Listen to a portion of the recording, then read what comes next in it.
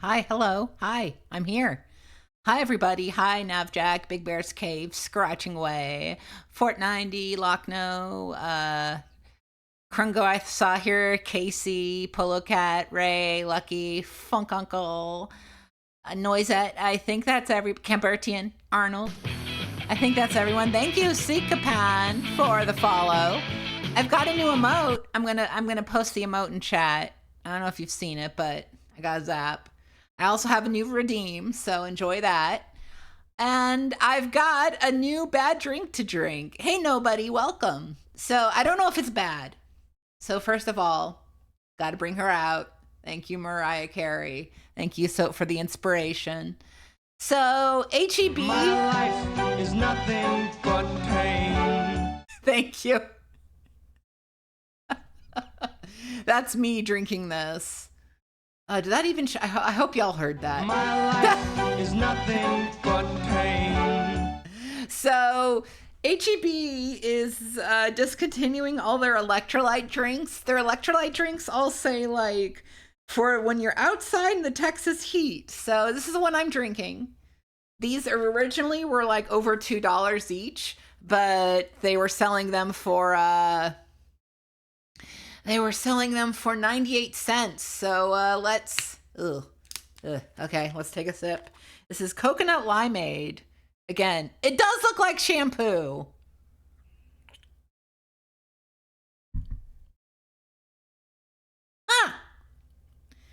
It tastes a lot like coconut, but it's like thick water. Do you all remember thick water? Have you heard of thick water? This reminds me of thick water. It's water that's slightly thick. I don't know about this. I don't know about this one.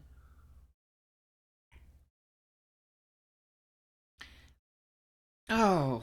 Well, luckily I've got another one to try on another date, so that's good. Yes. Much to think about. I don't know if that's... It tastes like pure coconut water meets like sunscreen. It's kind of got a sunscreen vibe to it. Gamer boner gel, huh? So is that like boner... Is it specifically for gamers, or is it for like anyone who needs a boner gel, but gamers can use it too? All right. Well, while we're thinking of gamer boner gel, folks, we've got more interactive entertainment for today's stream. We're doing interactive entertainment, issue 11. Let's bring up the screen here. There she is. There's our Xena. You gotta love her. And if you don't, I don't know what's wrong with you. Ready to play? Use boner gel. What the fuck? My life is truly nothing but pain. Okay. Let's get started here, folks. First of all, Xena. Oh, hold on. First thing I need to do is actually turn on the sound so you can hear Xena. There's our horse buddy. Yeah, let's fucking go. So if you haven't seen these before, Interactive Entertainment is a multimedia magazine that reviews games, gives out demos, all kinds of cool stuff. So, yeah. Let's hear it for Jimmy the Truck.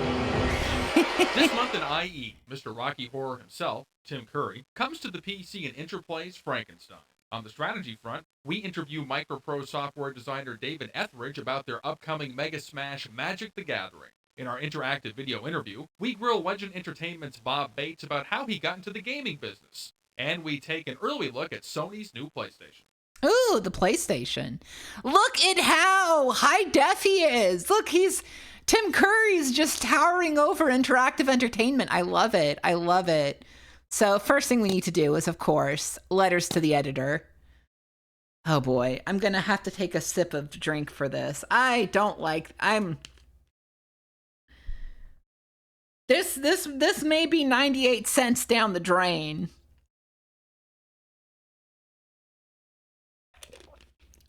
Why? Why would you make a drink like this, HEB? I will say this, I do feel way more hydrated. All right, dump windows of Fort Oz.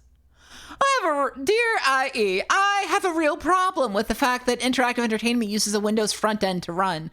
Windows is finicky enough for some of us, and the fact that I'm trying to load some of the newer, even finickier programs is a real pain.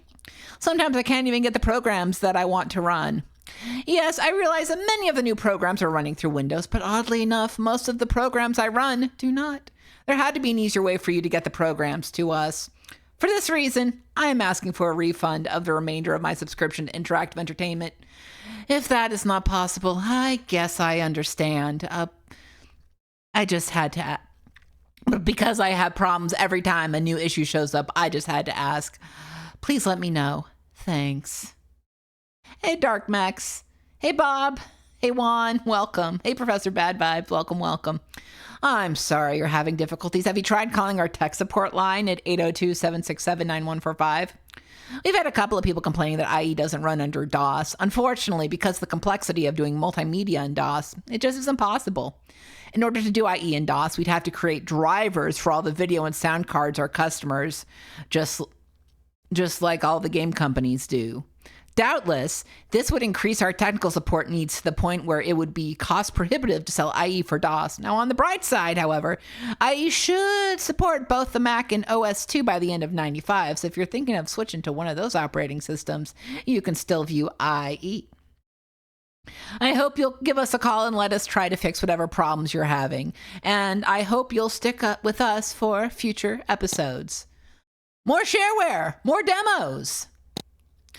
I've been a subscriber of yours for quite some time, since episode 4, I think. Hey, Neo Zero, thanks for the sub. Zap. Yeah, I like the zap emote. And I figured it was about time I wrote to you to tell you how great IE is. I do have some complaints, but I assure you that they are all the things that I would truly like to see changed, not just minor gripes. First of all, I'd like to say that IE is the best, most original magazine idea on the market today, and that it really has helped me decide which games to buy on many occasions. Before you, I'd wasted quite a bit of money on bad games simply because they got favorable reviews in other magazines. I really like the freestyle form of the game reviews. In paper magazines, you get an article with a few pictures, and in IE, you get to hear actual game reviewers go back and forth while seeing short clips of the game being played. Although the dialogue is sometimes a bit forced. Which brings me to my list of suggestions for making an already superior product even better. Get rid of all the unnecessarily large stuff, i.e., no pun intended, large non-interactive demos in the free games. I just received episode 9, and I noticed that the Deathgate demo is back on it for the second month in a row. As far as I'm concerned, it's a waste of space. The Magic Carpet demo is, however, terrific. My suggestion would be to delete the big stuff like the Deathgate demo and put in, well, we don't get to know. We're not going to see any screensavers today, Juan. Sorry. We're going to be going through interactive entertainment, so it's going to be a little faster paced. More little demos, the quarantine demo was great, and a lot more shareware games. I can count the total number of different shareware games you've ever had on one hand, and the same goes for the number of good demos. Most programs in your demos shareware section are terrible, and you've missed some truly good programs like Descent and the Dark Forces demo. Hey, put more AVI clips in your reviews. In my opinion, they're one of the best things about your reviews. Get rid of the interactive interview or something to make room. Jesus, no, don't do that. If it doesn't cost too much, maybe you could ship IE as 2 CDs, one for demos, shareware, and patches, and the other strictly for reviews, interviews, etc. This way you'd be able to solve your space problems and satisfy people like me who'd like to see more demos, shareware, etc., and have bigger and better review specials. I love Doomavision, etc. I, for one, wouldn't mind paying an extra $5 a month for IE. In closing, I'd like to say that if you didn't change anything about IE, I would still subscribe until the day I sell my PC. Incidentally, that will never happen. Keep up the great work, guys, says SV of Fort Worth, Texas. P.S. Tell Mr. Right-Wing Drooler that he's a moron and nobody cares. There's more. I just got my issue of episode 9 of IE, and I love the new interface for the new year. I also like that the reviews are beginning to tell the truth about how they feel instead of telling me that every game is great. I don't hate many games, but I really do hate this game. Anyway, the reason I'm faxing you is because I want to tell you about a really cool shareware game that I think you should put in your demo section. It's called Descent. and it is unquestionably better than Doom, and I have Doom too, so I speak from experience. Instead of just straight up and down walls, it has angled ceilings and walls. All the ships are polygonal instead of pictures, and it runs really fast. One thing though, if you do put it in the demo section, you might want to also put on the version 1.1 upgrade that will probably accompany it on the BBS that you'll find it on, as the upgrade makes the game much faster.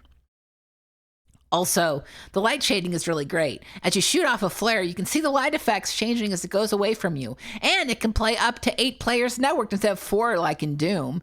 And a new player can join in at any time on a network. So, just a suggestion about how to make your magazine that much better. Says BM of Escondido, California. Hello, let me start out by saying you have a great format for a magazine. You developed this format magazine before your competitors. Who would have thought of an interactive magazine? What I will want to know is what happened. I recently saw a PC Gamer offer a demo disc with its magazine like you did with E2 Entertainment, except it offered an interactive demo of Wing Commander 3 along with Dragonlord, Dawn Patrol, Rise of the Robots, and many others. That's 300 megabytes of playable demos. I would have paid big money to get my hands on a playable demo of WC3 before its release. Well, WC3 will be in stores by the time you read this email. It's hard to be the first, but you will have to keep on your toes or your competitors will step all over them while climbing to the top. Thanks for your time, says P of CompuServe. Ooh, what a mouthful. Our shareware and demo section. As I believe I've mentioned before, right now, our only source of advertising revenue is from the sale of demo space. That means if someone is willing to pay us to put a 50 meg demo on the disk for 3 months, we're going to do it. As far as shareware goes, this area is getting rather fuzzy for us. If we put a piece of shareware on our disk for free, it eats up space we might have sold. With lots of big commercial companies, Interplay, Apogee, doing shareware releases, this puts us in a complicated spot. We're currently talking over exactly what we want to do about this. One thing's for certain, we are working hard to get more and better demos for the upcoming episodes. The idea of going to 2 CDs isn't bad, though. Maybe it's something to consider for the future. That was a mouthful. Cut the stupid bander. Just picked up my first issue, 8, and enjoyed the format very much. There's so much info on one disc, I think it's about time magazines looked and felt like this. Beautiful, and decent sound quality, too. My only complaint is the silly and irritating banter between the bad script readers or actors in the review section. Golf 2, Star Trek The Next Generation, Picard in his bathrobe saying, engage, hello, and Killing Moon, barely tolerable. Give us more straight ones like in the preview section. Hardball 4 is a good example. Clean, precise, and maybe one little joke. I'm no prude, mind you, but that stuff gets old fast. I'll try Volume 9 when it comes out, but please spare me, says BW of Anaheim, California. Come on now, loosen up, live a little. That Star Trek article had the people in the office rolling on the floor. Seriously, though, while some people do seem to dislike the review format of 2 voices having a conversation, most people find it innovative. If it gets a bit stale from time to time, as I've mentioned before, that's a risk we're willing to take in order to get those occasional gems. And as you may have noticed, as the writers get better at writing for this format, the articles are getting more consistent and entertaining. Those, after all, are really the priorities of our recorded reviews and previews, to entertain than to inform. If you just want the inside information on a game, you're honestly better off just reading the text that accompanies each article. Click the LMB in the article and you'll get a pop-up menu. Then choose full text. Real quick, I am a dumbass and I completely spaced on thanking all the really nice folks who subbed before the stream started. Thank you, nobody, for subbing. For subbing with Prime, thank you. Scratching Way, subbing for 14 months, thank you. Refurb, subbing for 3 months, thank you so very much.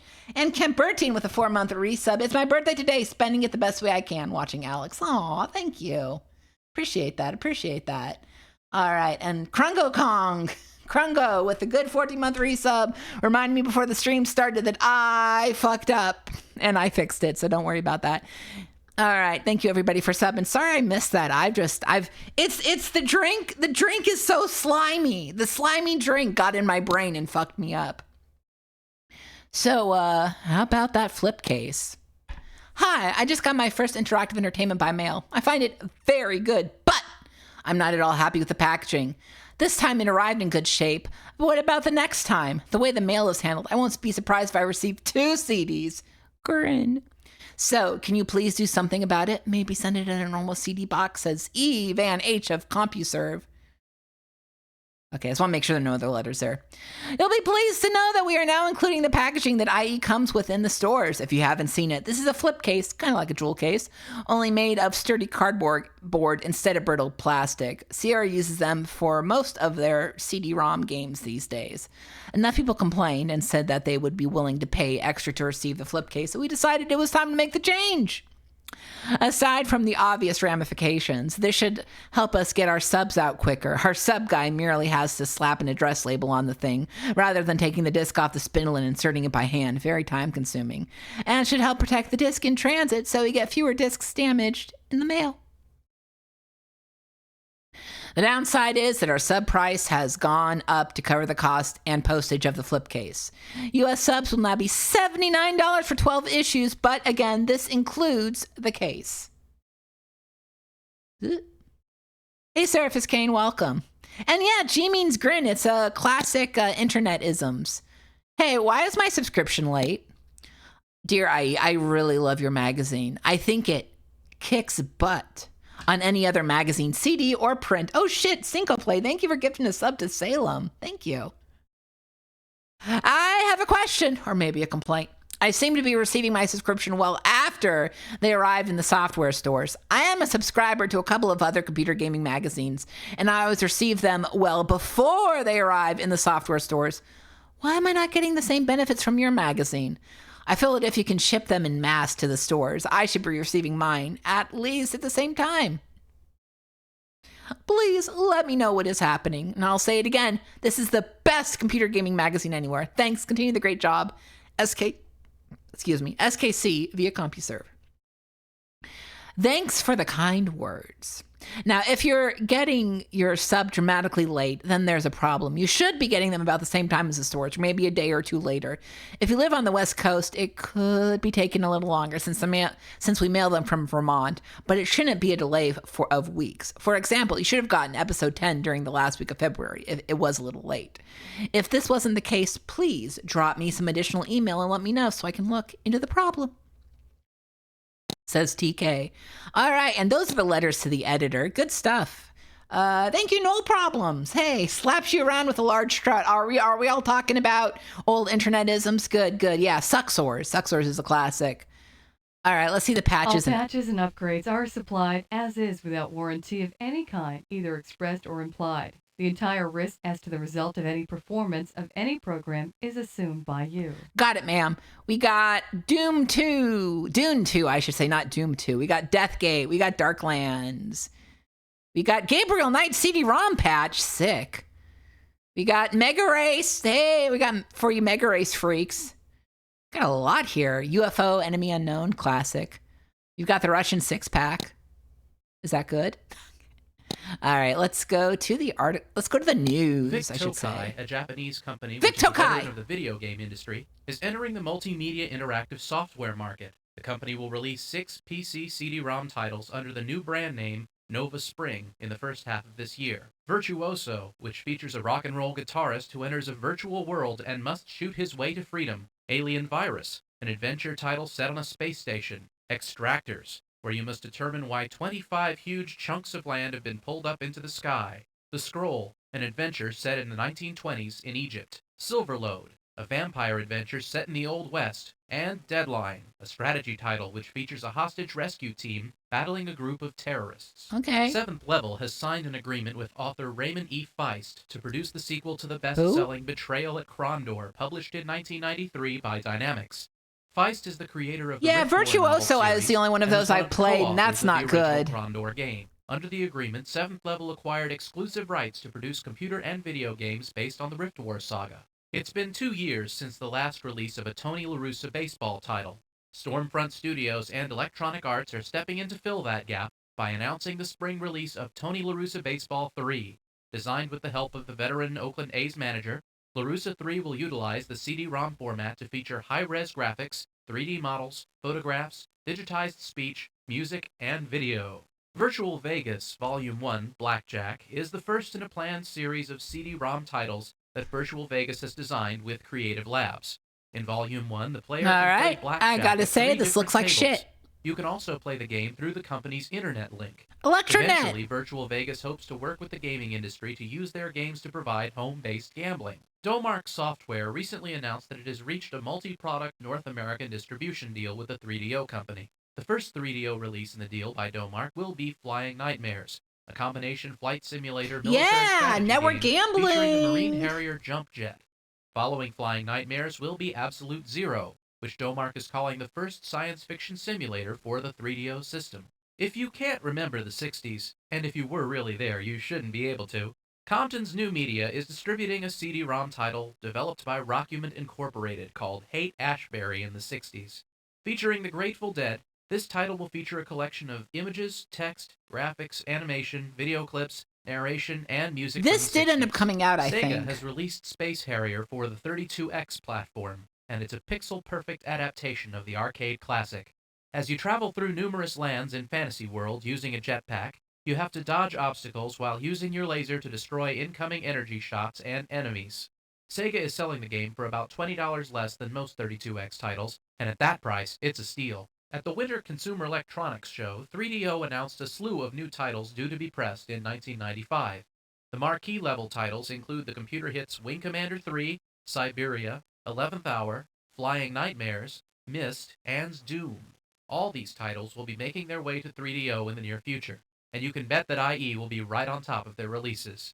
Other titles also announced include Primal Rage and Lodestar from Rocket Science. CH Products recently released its popular Flight Stick Pro for the 3DO interactive multiplayer.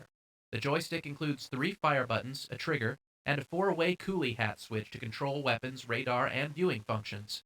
Games currently supporting the Flight Stick include Super Wing Commander, VR Stalker, and Need for Speed, as well as many upcoming titles. Quarantine, a surprise hit for the PC released last year by GameTech, will come to the 3DO Oh in yeah, March. Quarantine. In this futuristic 3D racing game, you drive a hover cab armed with heavy weaponry while attempting to escape from the nightmarish Chemo City. Based on our advanced look, expect the game to be nearly identical to its PC counterpart, except for obvious improvements in the video quality and other cosmetic touch-ups. Compton's is hoping that aggressive cross-marketing will help boost the sales of its CD-ROM release, Secrets of Stargate. When the movie Stargate is released on home video March 14th, it will include a 2-minute trailer promoting Secrets of Stargate and the NBC TV show Earth 2. In addition, a 60-second ad for the Stargate video will run during Earth 2. And as part of a sweepstakes promoting the TV program and the movie, Compton's is providing 1,000 free giveaway copies of Secrets of Stargate, which offers a behind-the-scenes look at the making of Stargate. Okay, so a lot of multimedia coming out. Those Vic Tokai games, I've heard of Silverload, I've heard of Virtuoso. Did the other ones come out? I don't think I've heard of those. Let's go to the article listing. And from here, we're just going to go through every single one of these in order. Quite a few, but I think we got this. It should be all of them. This should include the hints and tips, the previews, the reviews, all that good stuff. So let's start with the Activision Fun Pack. The Atari 2600 will be remembered forever as one of Earth's most popular home video game systems in history. True. Now, Activision is resurrecting their classic old games from that system with their forthcoming series of action packs for Windows. I haven't played these games in years, and it's great to come back to them. I was dumb enough to get rid of my 2600, and this helps ease the pain of that mistake. There are 15 old Activision games in the first pack. Boxing, Chopper Command, Cosmic Commuter, Crackpots, Fishing Derby, Freeway, Frostbite, Grand Prix, What's Hero, Aloha, Mr. Hand? Kaboom, Pitfall, River Raid, Sequest, Skyjinx, and Spider Fighter. That's a great selection of games, a wide variety Cool of old Geiger standards. art in the And for program background. group icons, they use the original box art of the games. Ah, nostalgia. By their nature, 2600 games are easy to understand, but just in case you've forgotten the finer points Yeah, of that gameplay, program manager. hypertext help systems are included for each game. They even include playing tips. Now, by their nature, 2600 games are easy to understand, but just in case you've forgotten the finer points of gameplay, hypertext help systems are included for each game. They even include playing tips. Not just a collection of old games, the Action Pack is actually an Atari 2600 emulator. You can access the 2600 console controls to change the game options. Kinda cool, huh? I never really Okay. thought of the Atari 2600 as something that would have to be emulated under Windows, but here it is. You can even adjust the frame rate of each game to tailor its feel to your liking. When you start playing these old favorites, you'll quickly notice that they're reproduced with great accuracy. Apart from using a keyboard and mouse instead of Hey, joysticks speak and up. paddles, there's no Kaboom's kind of change. I'm loud. very happy they've kept these games true to their original forms. Yes, the graphics are primitive and ugly, and yes, the sounds are little more than bleeps, but it recreates the feel of the 2600 and the fun is still there. If you've ever cursed yourself for selling your old Atari gear dirt cheap, this package will help put you at ease. For the price of one cartridge, you get 15 great games. How often do you get to redeem yourself like that? It's sort of like a high school reunion, except these are people you didn't want to lose touch with. I've wanted to play Kaboom and Pitfall for a long time now, and I've finally got the chance again. One of the things I like best about the Action Pack is that it lets you play some less popular cartridges you didn't get a chance to try when they were available.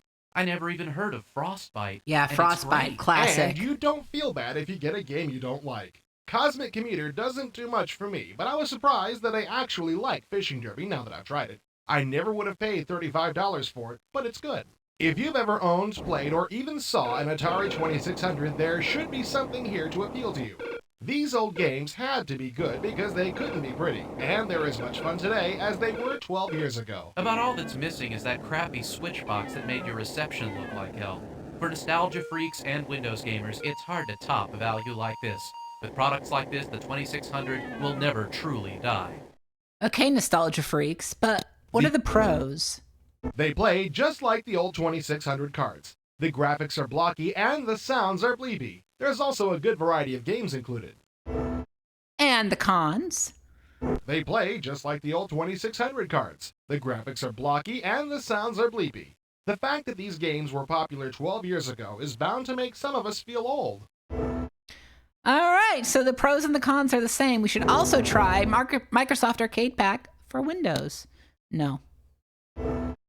What about Advanced Are you a Civilization? veteran of Civilization weekend marathons? No. Did it take you the better Actually, part of yeah. a year to find 7 friends fond enough of this classic Avalon Hill board game to play against? If so, you'll be pleased to learn Avalon Hill and its never-ending quest to turn all of its board games into software is working on a computer version of Advanced Civilization.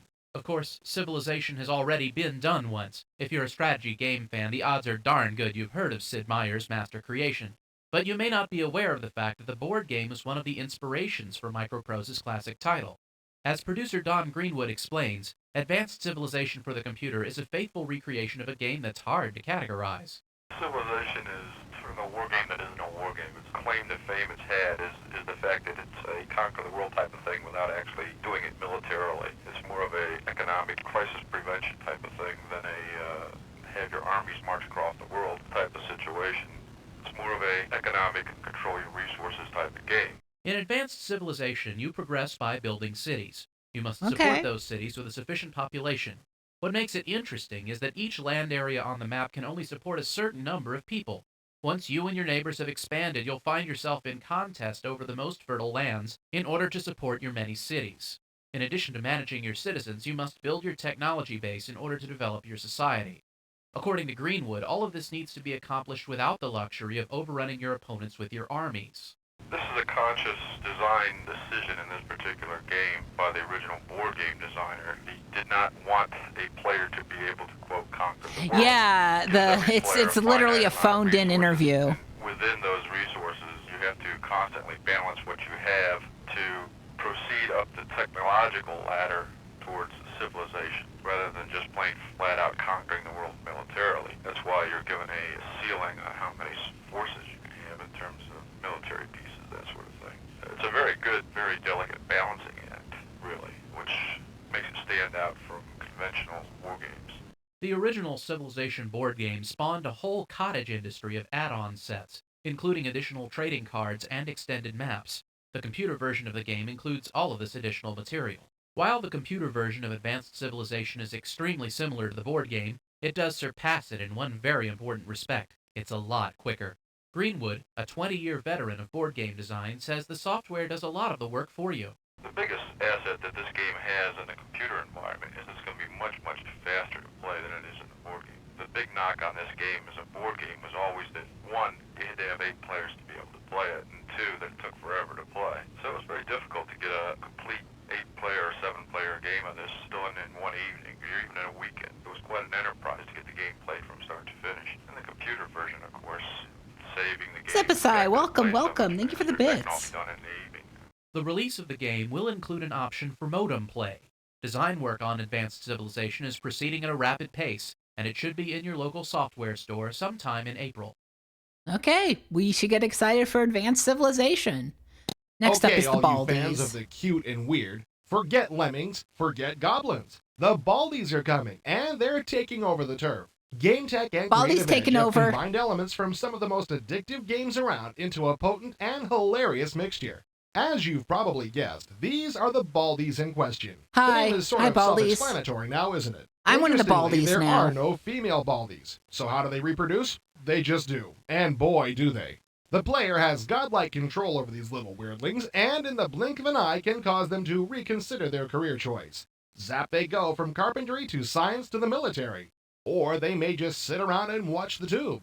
Ultimately, there is a war being waged, though you might be lulled into complacency by watching these guys go about their lives. But on the nearby islands, there are other Baldies foolish enough to wear the wrong colored t-shirt under their overalls. Sacrilege. To defeat these godless, commie Baldies, your good patriotic Baldy scientists work day and night to create the most hideous weapons imaginable. From bear traps to nuclear devices. I was going to things that ask just if the make you Baldies swell are up and cooking die. up nukes. Meanwhile, the military are loading up their guns and the builders are putting garages on their houses. Doesn't the war effort make you proud? Yes, the battle marches on. And as that famous Baldy General Patton once said, we'll fight them on the beaches. We'll fight them in the snow. War is hell. And we'll go there too if necessary. Why, we'd even fight them on the moon, which is made of cheese. Well, I think he said something like that. Incidentally, this strange little war is going to Winston have 4 Churchill planet is a capacity Baldy, and lots more confirmed. weapons and buildings. You can even set your scientists and builders to just invent and construct at their own pace. You may end up with a castle with a heliport on top. Baldies not only takes cues from puzzle games like Lemmings, but has strong influences from games like Populous and Warcraft. There's even a boss character that rises up out of the ground and has to be defeated by the Baldy army. Basically, when Baldies is released this spring, it'll have everything but the kitchen sink. And still be cute as a Dickens. All right, Baldies. Get balded, folks. Let's get blown away. No. I wanna hear Hey that. there, Joe Consumer. Here's Hi. a handy tip from all us game experts at IE. If a computer game is based on a movie, it's very likely that it will stink to high heaven. And just imagine the olfactory possibilities inherent in a no-brainer action film like Blown Away, starring Jeff Bridges and Tommy Lee Jones. Yes, thanks to MGM Interactive, Imagination Pilots, and IVI Publishing, you too can have the experience of trying to outthink a twisted homicidal maniac. Quick! Solve this number puzzle or be blown to smithereens! Hurry, he's insane and he wants you to play Simon with him, or you and everybody you love will be evenly spread over a half-mile radius. There's really no need to discuss the plot much here, is there? Did you say plot? You're being stalked by a crazy Irishman who's already blown you up once and is eager to do so again. And if you're not handy to blow up, he'll blow up your family and friends. I bet your friends would blow up real good. Why doesn't it surprise me that neither of the film's original stars could be bothered to participate in this project? Now you're misdirecting your anger. The problem is that this game is not the absence of Tommy Lee Jones. The long-haired Irish psycho is actually played pretty well by Jimmy Skaggs. And while the video is a little pixelated, it is full screen after all. Okay, you're right. It wasn't the video that was bad, it was the choice of games. There you go. The basic style of product has already been done much better by Hodgepodge. So That one has it's 19 different completely replayable games. it's And based this on the one has movie 24, Blown Away. So it should be much better, right? Wrong. The fact is that 13 of those 24 games are one-solution wonders. Once you solve them, they're solved. And one of them is an old magic trick that I learned when I was in 5th grade. I guess you're supposed to be amazed that Justice the Maniac can correctly choose your card. Whee! Talk about filling space. I want to play this. This seems This leaves you with 10 games you stupid. might actually want I'm to adding this return to my after list. solving them once. But don't count on it. Most of them are pretty lame. For example, the object of this game is to find the tile in the cabinet that matches where the light is blinking on the map. If you can pull and look at 27 tiles in under 2 minutes, you'll win. This isn't a game. This is a mouse clicking race, and not much of one at that. There's also a huge range of difficulty on these things, from childishly simple to painfully difficult. They don't progress in any particular order, and if they did, you wouldn't gain any advantage from puzzle to puzzle, because they're all completely different. So, some puzzles are insulting, and some are nearly impossible. Yeah, that's my kind of game. The game concept itself seems a bit flawed. A game based on an action movie should be more, well, action-oriented. With all the sarcastic cracks and threats from Senior Psycho, the overall tone of Blown Away is not unlike being forced at gunpoint to play Scrabble with a strung-out Dennis I Leary. really like That's that not though. pretty It's picture. it feels like a kid's multimedia game. I gotta play Blown Away. I gotta play this. So what are the pros of Blown A Away? surprisingly good performance by Jimmy Skaggs as Justice, the Tommy Lee Jones character. A few of the games are quite good and very challenging. And Yes, the cons.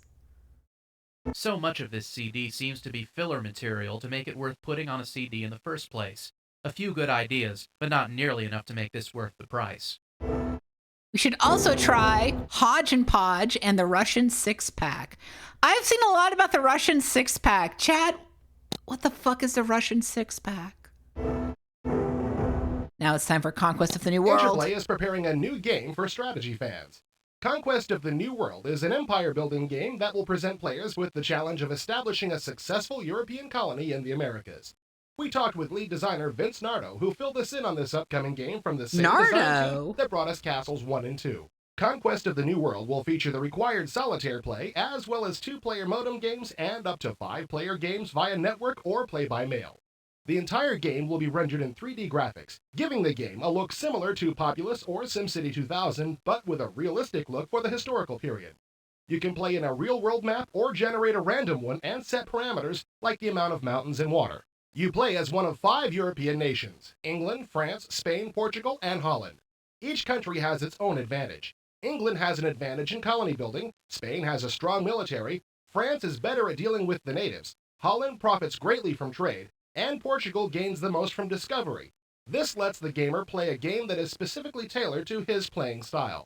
The game can be won militarily or by the acquisition of victory points. Hey, the Depending Portuguese on found the country you highest play mountain. as, different actions garner you varying Do you know amounts that of about the points. We Portuguese? have sort of a victory point schedule set in there, kind of similar to what we Is did he in with a Castles helicopter? 2, in that you'll get credit for everything that you do. But exploration is a part of the game also. So if you find the highest mountain, or the biggest lake, or the longest river, or you circumnavigate, you will get victory points for that too. You start Step out away with from one the ship helipad, and a few dude. people with which to build a colony. Once established, the colony has 10 different buildings to construct, each of which has 4 upgrade levels. Farms will produce raw materials, food, and cash crops for trade. Metal mines, gold or metal will produce gold or metal. Timber mills will produce wood. Mills will manufacture finished goods. And by upgrading these, you will be able to get more output for less input. Multiplayer action is one of the forefront concerns of the design team, and as a multiplayer game, Conquest of the New World will be at its finest. For inspiration, the designers looked to their favorite strategy board games. Basically, what we wanted to do is we wanted to reflect the Again, Phil, step multiplayer, away from the board helipad. games that a bunch of us grew up with, that we really enjoy playing. We really like to play a lot of board games that are multiplayer, that have a lot of interactions, but also have a clear-cut winner too. So what we try to do is come up with the game on the computer that would kind of reflect that. And since a lot of people do like to win militarily, we had to. You know, make in, sure in that general, was people like to win possible. militarily. Once they decided to concentrate on multiplayer gaming, the team was forced to find a way to eliminate the time spent waiting for your competition to take their turns. To this end, they came up with a simultaneous turn-based system. Yeah, he is Basically, doing. what you do is you will assign orders This to all is your Vince Nardo high in the and sky if with you wanna have your somebody move, action you'll actually news point to the traffic guy and report. click to where you Looks want like to move on the it's map. bumper You to will bumper move, here in and you'll assign all colonial your Portugal. units to do what you have to do, and then the turn will get processed. Everybody will be doing that at the same time. It will be simultaneously done, and then the turn will be processed by a single computer will be determined to be the processor. He'll process the turn, and then everybody gets the next turn. And any results that came up that you need to be aware of will pop up. When combat occurs, it is resolved in an isometric 3D tactical display. Here, the forces of your army will come under the influence of a special unit, your military leader. What the military leader does is he determines how many of your troops in a turn can fire. Vince Nardo does sound like a guy who's about to do a the ranking of your flying laureate at you. The higher your leader's rank, the more troops he can control for firing. Scheduled for release in the second quarter of this year, Conquest of the New World looks to be a Game unique test. and exciting strategy game. Solitary gamers will find enough to keep them pleasantly occupied, and the inclusion of a multiplayer option offers the addition of human interaction. Look to future episodes of IE for continuing coverage as Conquest of the New World evolves. Next up is Daggerfall. Now that's a game After people have setting heard the standard of. for first-person RPGs with Elder Scrolls Arena, Bethesda Softworks has a tough task ahead of them in creating a worthy sequel. From what we've seen and heard, though, Daggerfall will be everything its predecessor was and more. Ted Peterson, the game's chief producer, spoke about the enhancements and additions which will make the second Elder Scrolls game stand out in the cluttered RPG crowd. Daggerfall still uses a first-person 3D engine, but the world of Tamriel has been made even more realistic thanks to improved texture mapping and more emphasis on Yeah, when are they topography. going to do a high-budget remake of Daggerfall? Arena. It's a fully contoured landscape, where everything from mountain peaks to swimming through the ocean to climbing down into the bottom of the ocean and exploring shipwrecks and whatnot. In the tradition of a true role-playing game, Daggerfall gives complete control He to the still player works. and I wonder if shies he still away from works linear there. progression. Your character has a number of career options ranging from guild training to political campaigning, and there is a main quest. You are given an assignment at the beginning of the game from the Emperor, basically to investigate and quell potential uprising in the court of Daggerfall, which is one of the city-states from the original Arena game. And you are sent to that region, which is where all these political factions are basically battling for control. And the Emperor has his own agenda, and again, like any other group, there are positive and negative things that can be said about that. Okay, Toon Pirate, that sounds sick, actually. You can choose to fight for him on the side I of do war, like robbing but, people in the Elder they can be Scrolls set to games. fall. It's very Creating your fun. character will be a very detailed and precise process. In addition to offering traditional character classes such as Warrior and Rogue, Daggerfall actually lets you create your own classes. Here we see a male and female spellword. One thing's for sure, monsters don't care what class you are. Arena boasted a huge number of creepy crawlies, and Daggerfall boasts even more. Some of these things are so twisted they can make Doom's creatures look tame. From the looks of Ooh. these guys, I'd advise you to stay out of the swamps. Since travel, conversation, and combat are all real-time in Daggerfall, Okay, hear me one out. has to wonder how easy it'll be for the player to handle everything at once Shrek-themed without Elder going Scrolls. insane. What I've understood from talking to different reviewers and people on the boards, that one of the things that they liked the most about Arena is how easy it was to move throughout the world. It was pretty intuitive. And we've kept all of that, and of course the challenge of creating a more complicated game while Yeah, the Elder Swamps. You hear me? You hear me talking? Yeah. That's been one of the major things that we've tried to accomplish. As an added bonus for veteran Arena players, Bethesda has kept Arena's character creation system for Daggerfall, and old, wizened Arena characters can be converted for play with the new game. Time to buy a copy of Arena if you haven't already. It's the best thing you can do to prepare yourself for Daggerfall. It won't be long now. Won't be long. And didn't he sound so pleased with that? All right, next up is Defenders of the Empire. Who out here defending their LucasArts should empire? make legions of dedicated TIE Fighter addicts happy with the release of Defender of the Empire. This is the first additional mission disc for their popular combat flight sim and should expand TIE Fighters' Why did they lifespan. never make a Shrek Like the MMO? X-Wing expansions, Defender of the Empire comes with a top-ace pilot, allowing you to fly the original missions in any order. The Tratorius Admiral Zarin is still causing trouble for the Emperor. This time around, he's attempting to destroy the manufacturing yards for the advanced TIE Fighters, which would cripple the Imperial Navy. You'll make frequent use of the powerful TIE Defender to stop Zarin's diabolical plan and preserve the order of the galaxy. Defender of the Empire adds 3 new battles to TIE Fighter. It also includes 4 combat chamber missions for a new experimental craft, the Mission Boat. This makes for a total of 22 challenging new missions. Although the new scenarios That's will keep you true. busy for a Donkey's while, kids are I can't help Dragonborn. thinking that See? LucasArts could have given this campaign a lengthier tour of duty. The best thing about Defender of the Empire is that it gives us all a chance to dust off our joysticks and embrace the power of the dark side again.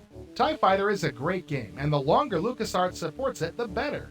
With 22 new missions and a new craft to master, Defender of the Empire is a must-have for anyone who can't get enough of the LucasArts masterpiece. All right, sounds good. But what about Doom 2? Welcome to the third installment of IE's 87-part Doom 2 Incentive series. God. In this installment, we'll give you pointers on levels 11 through 20. Once again, we've included all the key placements as well as a guide to the switches, triggers, and hidden doors behind which are often nasty things that want to kill you. Click on a button to arm yourself with knowledge, or just keep playing with no help and die a lot. Okay. This is the first level with an archvile. Oh joy. The blue key is here, but as soon as you enter the room, this column raises, unleashing the archvile. On the other side of the O, this switch lifts a walkway here.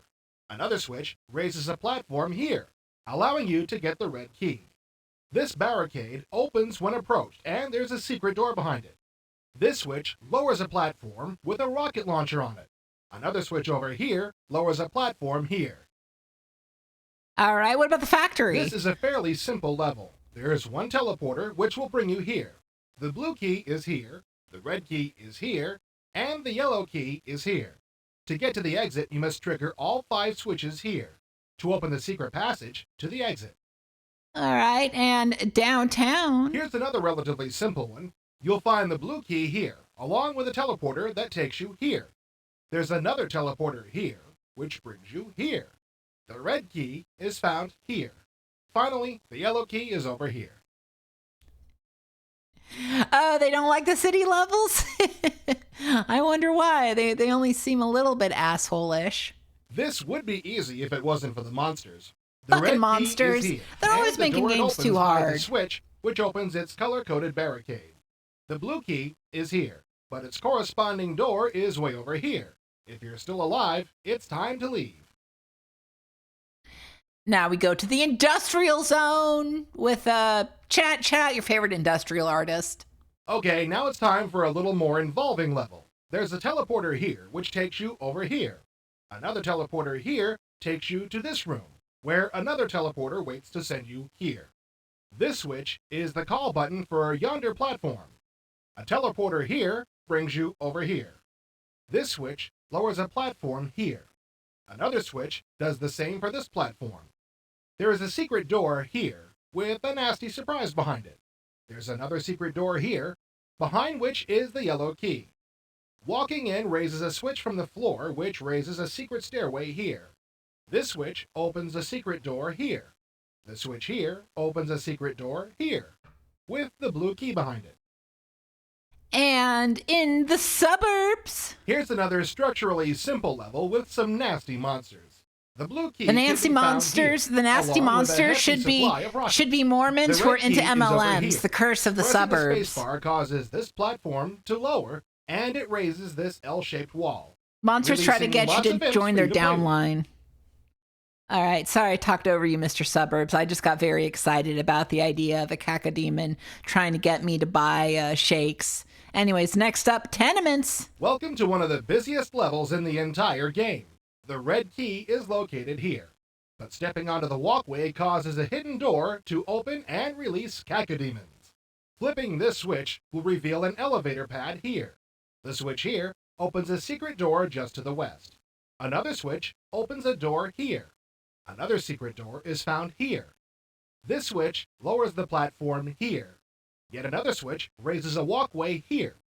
This switch has a similar effect here. The blue key is found here. The yellow key is here. Just behind it is a switch that lowers the tower here, allowing you to pick up the soul sphere. This is a secret door here, and moving through it raises a staircase here. Yeah, this is good Yet for another switch fans of here white opens circles. a door here. Walking across this area opens a door here, Oh. letting a couple cacodemons out to frolic. Next up, the courtyard. You're right next to the exit, but you'll have to poke around a little before getting to it. The door in the east wall of the starting room must be shot to open. The yellow key is located here. Walking around this area will open a secret door here. The teleporter over here sends you way over here. You'll find the blue key here. The switch here raises a staircase here. All right, that was the courtyard. Now it's time for the Citadel. In the starting room, this switch lowers the barricade here. Another switch opens this locked door. This switch opens a secret door here, revealing a teleporter which takes you here. A secret teleporter here sends you over here. The red key is located here. This switch lowers a platform here. Another secret door is found here. The switch here opens a locked door. This switch opens secret doors here and here. Transporters in this complex send you over here. You can pick up the red key here. Last but not least, gotcha. Watch your step on this level. Here, 2 platforms drop, revealing a cyber demon and a spider mastermind. The switch here unlocks this door. Here, a teleporter. Nick Cage is playing John Madden? Another I find out here through Twitch sends you chat? over here. Yet another teleporter takes you over here. There are secret doors to be found here and here. Picking up the plasma rifle here triggers a secret door. With some Is it playmates echoey? lurking Hold on, behind that you. might be me. A teleporter here. It sends sure you is here. me. Let's fix that. With the level exit due north. Sorry about that. I saw what happened. That was my bad. There we go, fixed. Oh my God. Sorry about that, chat. Oh, how did I not see that? Fuck. Sorry, I had 2 sound sources going at once there, but shouldn't be less echoey. No, it's my bad. My dumb ass. No, they didn't mess up. Unfortunately, that was all me, but it should be fixed now. Next up, Dragon Lore. For all the success that Broderbund's Mist CD enjoyed, you'd think that perhaps other software vendors would want to capitalize on the idea. Until now, Mist was really one of a kind. Say hello to Dragon Lore from Mindscape. Dragon lore, huh? You trying to catch a dragon? What? Well, you just said something about a dragon lore. Dragon lore. You know, like a story, a tale. Nah, I wouldn't try to catch one by the tail. Too slippery. Get one of those have-a-heart traps or something. Right. Anyway, Looks you play good. the role of Werner von Wallenrod, the son of a famous dragon lord who realizes his destiny upon reaching young adulthood. In order to avenge his father's murder, Werner must set out on his own and find the assassin. Now, is this before or after he catches the dragon? I don't think he catches a dragon at all. At least, not early in the game. Wait, there's one. Get it. No. That's just the animated cursor. The dragon takes the place of movement arrows in the 3D interface. Just move him to any edge of the screen and click to move in that direction. Now, does this dragon breathe fire, acid, garlic breath, anything? It's a mouse cursor. You point with it. It doesn't breathe anything. Anyhow, the whole game takes place in this surreal world using the popular first-person perspective. While the dragon I'm with the cursor is annoying mainly guy. used Where are for the movement, dragons? You can also use it to pick up and use objects. You'll know when you pass over a hotspot on the screen because the cursor animation will change. Hotspots? Aha! So he does breathe fire. I'll get the extinguisher in the back teen. You get the net. Most of what you'll be doing with Werner are typical medial adventure RPG courier tasks. You'll have to go get this, fight that, go see so-and-so, and get clues as to what to do next. What I plan on doing next is readying my... Do we like him? Let's see now. A rope. Hitting you with the headgear, Dragon Lore centerfold, stare. complete Dragon magazine for bait. Please tell me you're joking. What about the magazine? Nah, it really exists. I just read it for the articles, of course. I bet. Speaking of reading, you may or may not be pleased to hear that you'll be doing none of it in Dragon Lore. Unless you toggle the speech subtitles, you can play without reading a word. Hey, isn't that your uncle? Hey, why are you swinging at him? Don't do that. He may be able to tell us where the dragons are. Actually, one of the neater features of Dragon Lore is the Fiddle-dee-doo-er, ability to mold your this- character alignment via problem I'm solving. mad at this Here, I reviewer decided to for take the stealing violent my route shtick. by killing my uncle and taking stuff. What if my uncle was supposed to be alive for an event Yeah, later in the game? yodel, Well, it's I can still very progress through Dragon Lore and even beat it, Manzai-oriented. But I'll encounter certain problems later that will be more difficult because of my actions. Yeah. My here's a problem. actions. How the hell am I going to get that thing back home? It must weigh tons. I Nobody look like knows the that. full way. They Actually, I don't. I'm exist. bald. This is a fantasy game. Most of the stuff in here isn't real. You sure? Well, I guess I don't need all this gear then. Or this here. Welcome back to reality. Gosh, we wasted a lot of time there, didn't we? Well, you sure did anyway. Getting back to the I point love here, it's him. easy to I see love why him Dragon Lore dearly, draws and comparisons I with want Myst the at first Dragon glance. Man to be The my graphics, friend. at least in the background, are equally striking, and the camera zoom animation Cool is skull. a trademark of Broderbund's classic. What's with the creatures, though? Is that supposed to be a dog? Sadly, it is. Yeesh. Oh, Let's that's do a little good more weight on the creature. foreground graphics next time, Mindscape. This is akin to drawing with crayon on embroidered stationery. Dragon Lore uses a, well, I interesting love combat him. system. I Keeping love with the his very mouse-only wide beam, chest. ready a You know who weapon he by reminds placing it me in your of? hand, and then right Virtual on different parts of the Highlight. screen to perform different combat actions. High and low swings, blocks, and parries are all available and differ depending on the weapon you use. If you saw our preview a couple of months ago, you know about Winner's hair. Frankly, I think that's more dangerous than any sort of spear. I mean, just look at it, huh?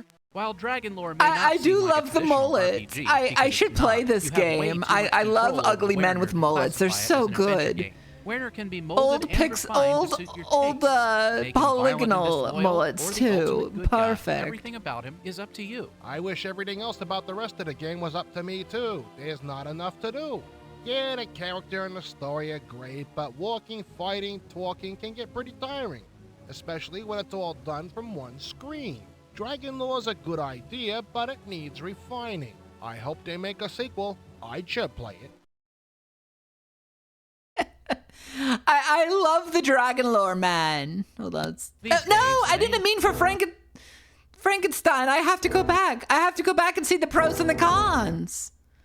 The pros of Dragon's The Lore. full-screen rendered art found in Dragon Lore's backgrounds and animation clips is among the best ever seen in a game. Maybe the best. The interface, although in need of a little tweaking, is very easy to use and lets you do everything with a mouse click or two. There's not enough game in this game. It's a good thing that you can save at any point because you probably won't feel any great urge to continue once you get stuck. Too much of the same thing and not enough new stuff. Alright, we should also try Myst and the Elder Scrolls series. Okay, I will. I'll try them both. But next up, we've got our friend Tim Curry in Frankenstein. He's my friend. These days, the name Frankenstein Through the either eyes brings of the to mind monster. a horribly deformed Robert De Niro or a flat-headed Phil Hartman going, "Argh!" But what if the monster brought to life on that table was you? This summer, Interplay will give you a chance to experience the tale of the modern Prometheus through the eyes of the monster. In a flash of lightning, your eyes We open have for the streamed first this time. before, You can barely make Bobinator. out the shape of a figure against the storm-filled skies. Yes, it's the unmistakable shape Tim of Curry kept Dr. staring at us and Frankenfurter. turning around and being like, He's alive. Alive! I have created life. There. That will make you feel better. What is it, drugs? A toast. In celebration. I have made a man. All right, what do you think he's injecting That's himself right. Forget with? about the sympathetic and shirtless Kenneth Branagh. This year's model stars Tim Curry as Dr. Frankenstein, the man who plays God. And he's a real jerk, too. I have created life, proving once again what I have always known to be true. Modesty be damned! I am a genius! This is Curry's second role in the computer game world, after lending his resonant voice to Gabriel Knight in Sins of the Fathers. This makes him and Mark Hamill the old men of the field. Hello, Tim. Energy, matter, life, everything we see, feel, touch, hear, taste is one of two things, mass or energy. Simple, yes? Okay, As any science literature teacher. will tell you, never try to write a book report after just seeing the movie. The same thing certainly holds true for multimedia. While this game will retain many of the elements and basic spirit of Mary Shelley's classic Gothic, it's far from being Cliff Notes. I have uncovered a new material, an undiscovered element, number 86 on this periodic table. Cool. I call it Lifestone. But Is whether that it from the matches book? or not, this Frankenstein promises to be a very engaging game. You, the monster, have a definite advantage over Shelley's original creation in terms of memory. You can actually recall segments from your previous life, in which you were also a scientist. hung for a crime that you did not commit. Did Frankenstein use crystals in the original book? You must try and I find out haven't what read has happened it. to her. You'll have to sneak what facts you can from Frankenstein's private notes, and this will not make him very Okay, happy. I figured Philip, it. my God, you stupid idiot! What do you think you're doing? You'll never master my science. I was just Graphics in asking about the life Frankenstein are crystals, astoundingly sir. realistic and very detailed. You'll get to know every inch of Dr. Frankenstein's extensive property, including his castle, laboratory, catacombs, gardens, and secret passageways. And maybe, if you're observant enough, you can find a way out into the world in your search for truth and your own humanity. Frankenstein will not just be a new retelling of the story, but a non-linear, interactive story with chilling plot twists, changing dialogue, and several possible story endings. While Tim Curry's performance is bound to be entertaining, the game will also contain mind-twisting mysteries and puzzles galore that will challenge both the novice and the experienced adventure gamer. Puzzles galore. Yep, that was certainly that. All right, next up we've got Heroes of... What else we have down here? I'm going to see what's upcoming. Ooh, we get to go over Coriandia 3. I love that game. Anyways, it's time for Heroes of Might and Magic. Strategy gamers and RPG fans may not run in the same crowd, and they may not play common games, but these two different factions should both be happy with Heroes of Might and Magic, the upcoming release from There's New a World Walden Computing. game? This That's strategic game sick. of conquest set in a fantasy world should go a long way towards bridging the gap between role-playing and strategy. Not an easy task by any means. Fans of the previous installments of Might and Magic probably didn't expect a strategy game to be the next title in that series, but that's exactly what Heroes is.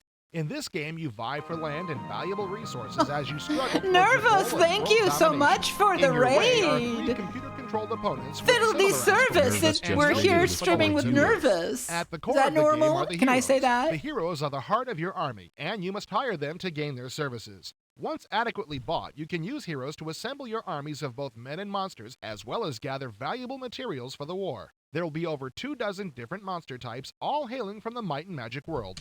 Heroes began as a completely different project. It was originally designed as a sequel to King's Bounty, an older strategy game designed by John I like Van the Carrigan. wolf. He's As got a good production got vibe to underway, him. John found himself using the wealth of Might and Magic material as the Hello, setting for this CD new game. Breakfast. You'll I'm see in familiar gesture mode characters right and now. locations here, as well as a host of new sites that have never been included in any previous Might and Magic title. From the get-go, Heroes of Might and Magic was designed in 640 by 480 Super VGA. Looks the graphics nice. in the game are strikingly colored and beautifully drawn. The visuals alone should make Heroes a standout in the strategy genre. Apart from giving the game that crisp look, the use of SVGA also allows the designers to put much more information on the screen, which can lead to a less cluttered interface. One important aspect of strategy games that New World Computing hopes to improve upon with Heroes of Might and Magic is the I quality do of the love the artificial Super intelligence VGA of the art. computer opponents. The goal of the design team is to create an advanced computer AI that can challenge the human player while sticking to the rules of the game. Cheating will not be permitted. Heroes of Might and Magic promises to be a game you won't tire of for a long time. I Unlike like the, RPGs, you won't play it once and I toss like it the into hand closet. throwing The the game pocket will ship sand with many hand over premium here in the scenarios corner. and Good include options to iconography. randomize maps and resources. Add-on scenarios and a scenario editor may also be released in the months to come. With its beautiful high-resolution graphics, rich gaming world, and I love the strategic wolf. challenge, Heroes of Might and Magic looks to be a game with very wide appeal. RPG fans should welcome a new chance to re-enter the Might and Magic universe, and strategy gamers should find its resource management and global domination to be just what they're looking for. Look for a full review in an upcoming episode of IE. Yeah, the Centaur's excellent as well. All right, and with that, I think I've been a jester for long enough. Fiddle-dee fester. I guess because I have a festering wound. Fiddle-dee fester, no more of the jester. All right, normal mode. What's next? We got a mercenary 3D. Life is nothing but pain. It is. To unveil- No. I'm out of here. Wrong one. Yeah, we're going to a mercenary 3DO. Oh my These God. days, there's a lot of talk about virtual reality and how it's going to change our lives in the near future. In a mercenary for the 3DO, a shocking view of virtual It just reality seems is like presented. another sad case Humans are of put in an people killing electrode each chair other. and their brains are transported to a virtual world. But this time, the action isn't over after you've paid $5 for 3 minutes of fun because your life is on the line. In what is best described as System Shock meets Mech Warrior, Immersionary lets players jump into a pseudo-virtual society and fight for their life. You have been chosen to have I do your love highly pseudo-virtual intelligent brain studied while you societies. jump into a virtual garden. Second But Life this is a no Garden pseudo-virtual of Eden. society if you think Put away about those it. pansies and replace them with high-powered laser weapons, because this is a fight for your survival. As you get further and further into the game, the scientists help you discover the story of this world in a non-linear plot which branches according to your progress. The storyline is interesting, and it kept me involved with the game. The game is tough, so prepare to die often while you learn the ropes. The entire game unfolds over one gigantic terrain with many different areas, with the ultimate goal to defeat the sysop of this land, Perfect One. As you view the game through a first-person perspective, there is a DOA monitor on the screen, which stands for Defense, Offense, and Agility. The 3D world includes numerous power-up stations to recover energy levels, or you can gain extra energy by killing drone enemies. Once these enemies are destroyed, there is a 5 to 6 second period where the enemy turns into a static field. If you run through this field in time, you will acquire their energy. There are over 11 bosses to defeat in each one of the areas, and a diverse array of spells and weapons to use. You can also talk to characters in the land at the DOA SIS, where no combat is allowed. Immersionary plunges you into an intricate environment of strange aliens and unaccustomed surroundings. The concept is truly original, extremely captivating, and majestic. This is one of the first truly original 3DO-only releases, and the result is a world in which you can quickly immerse yourself. This is the kind of game 3DO needs more of to stay afloat, as it only shows why folks should buy 3DO over other platforms. This is one of the best researched and engrossing games I've played on 3DO. They seldom make games this original in this day of the Doom Clone Wars. Okay. So, Mercenary 3DO, something to look forward to. I'm pretty sure we played that on stream. International Tennis Open from Philips is a very exciting tennis game for your PC. From the start, you're presented with a few options. You can choose your nationality, your opponent, or give the tennis practice options a test. The practice area becomes tiresome in a hurry as your only two options are serving practice or returning serves from a machine. The training area is virtually a waste of time. It shouldn't take you too long to figure out the rhythm of serving and returning. Tennis is a fairly simple game, but it can become very difficult when facing an experienced opponent. It offers tournament and two-player modes as well as single match play. The computer opponents are a good challenge, but they're not big-name players. How about Andre Agassi or Michael Chang for opponents? In its defense, though, International Tennis Open is a good game. Its ease of playability is awesome, and control is very good. It won't take you long to get the hang of moving to the ball and hitting it. Scoring points off the computer opponents may take a little longer, though. The game sounds are pretty good, all things considered. This is not the type of game that has an enormous amount of sound, to say the least. An announcer frequently calls out the score 15 love, and will even tell the crowd to be quiet when they get out of hand. Fancy. The crowd sounds are good, but the ball sounds are only average. The graphics of International Tennis Open are decent. The players don't really look that great, but the surface and general objects graphics are good. 3 different playing surfaces are available: grass, cement, or clay, but you won't notice very much difference in the way the ball comes off the surface between the 3. For the most part, the different playing surfaces are merely different backgrounds. Overall, however, International Tennis Open is not a bad game at all. If you're looking for a tennis game for your PC, this is about the only good one available. All right, but what are the pros? Control using either the keyboard or an optional joystick is better than you might expect. Some of the digitized sounds in this game are very close to the real thing. More importantly, the game is fun.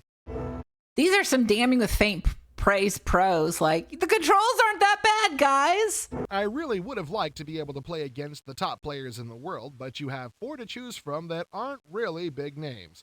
The player graphics could be better, and the training mode becomes tiresome in a hurry. We should also try, I think we should try Nintendo Tennis. Davis Cup Tennis and Jimmy Connors Tennis. Got it. I will be trying that. Never. Sorry. Iron Soldier. Software news for Jaguar owners keeps getting better. Ooh. A wave of quality titles for Atari 64-bit systems is currently breaking in software stores, and leading that wave is Iron Soldier. This game puts you in control of a 42-foot tall war robot. Your job is to use it against its mega-corporate creators, shooting, punching, and stomping your way through 16 missions of extreme danger. Your Iron Soldier is remarkably easy to control, so you can be happily blasting away in no time at all. In the first few missions, you'll encounter mostly helicopters and tanks. Tanks can even be crushed underfoot. You can also Yeah, destroy Iron Soldier buildings, which mentioned all the sometimes yields weirdos and repairs, freaks coming ammo, out. and new weapons. As you advance through the missions, you'll acquire new and powerful weapons and a host of brutal new enemies. Switching weapons is done via the keypad and couldn't be much easier. Many missions require you to lob oil can-sized hand grenades at military transport ships. With hard-hitting targets on land, air, and sea, Iron Soldier has enough carnage to satisfy Sam Peckinpah.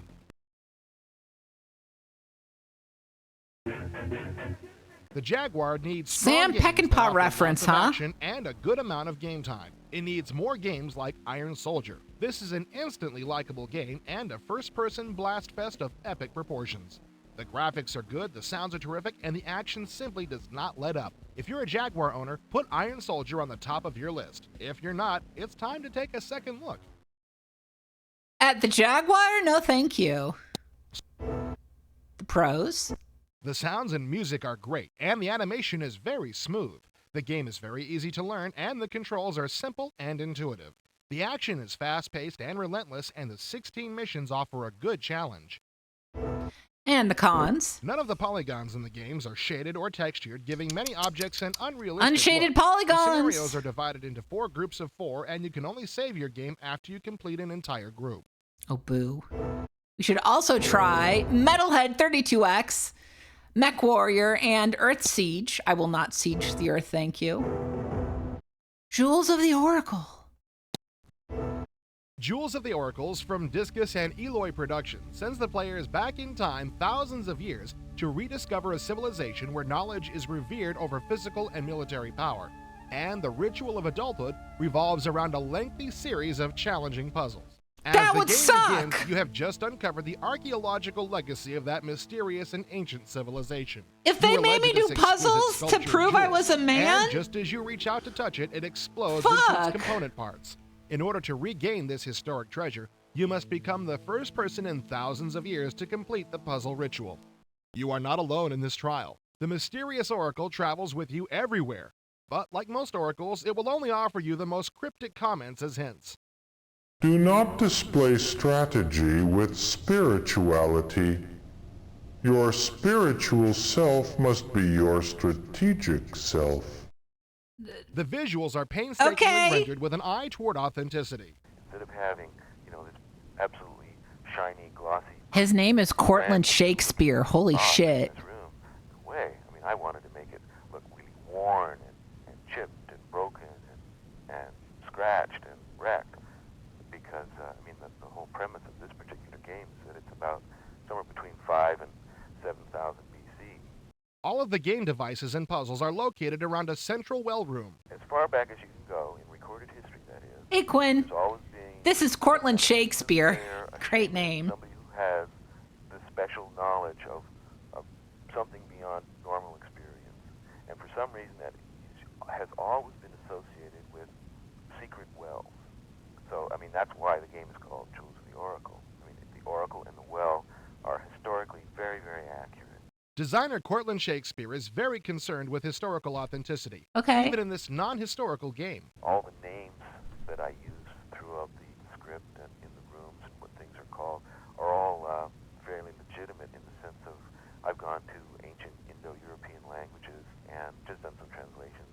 But secondly, I've tried to use some names of early tells or sites of cities that would have been from around the time. The puzzles don't come with any sort of instruction. You have to figure out what to do from context and the vague clues given by the Oracle. When you do solve a problem, you're rewarded with one of the scattered jewels. As you collect these jewels, you slowly restore the temple to its ancient glory. Cool. There's 9 that are actually based on very historical and, I guess you could say, forever popular games, as opposed to puzzles. Puzzles is such a restrictive term. I've got to come up with some new words for that. There's also... Gotta come up with a new word for puzzles. It's too restrictive.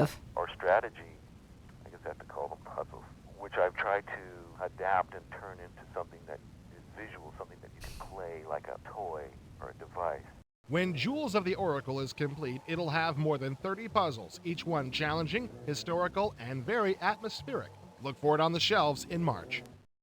All right, that's Jewels of the Oracle. What about Joroon, Alien Logic? It's been a long time since I've seen an SSI role-playing game without the AD&D label on it.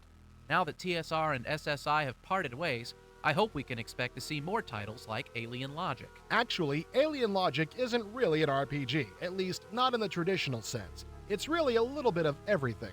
Alien Logic is a sign of the times Cool, in PC gaming. cool It's a creature. truly multi-dimensional, complex game that belies any Game Quarter, thank you for the, oh shit, 12-month reason. That's a whole year. Thank you. I classify adventure games as Thank you, Game games where Quarter. you move around a lot from place to place, collecting items and solving puzzles. There is a lot of moving, collecting, and solving to be done in Joroon, so it is an adventure game. Speaking of moving, Ever hear that song Man in Motion? I think it was from St. Elmo's Fire. Anyway, that's you. sure is. For a humanoid, you sure can get around in Joroon. There are count 'em, four methods of travel, each one serving a certain purpose. This is Warp World, where you can cover a lot of ground in a hurry. Oh, but thank only you, if the right Nervous, warp for the is available. sub. Thank You can find new you. warps during your travels. Tracker mode, shown here, is used for exploring large land masses. While hovering over the landscape, you'll see various icons which represent points of interest. If you want to investigate, simply move onto an icon. This zoomed view lets you get a close look at exactly what creatures or landmarks are present in the area you choose to investigate. Again, moving your character over one of the icons will zoom the view even more. This fourth and final view is the side view, which you use to do virtually everything except move.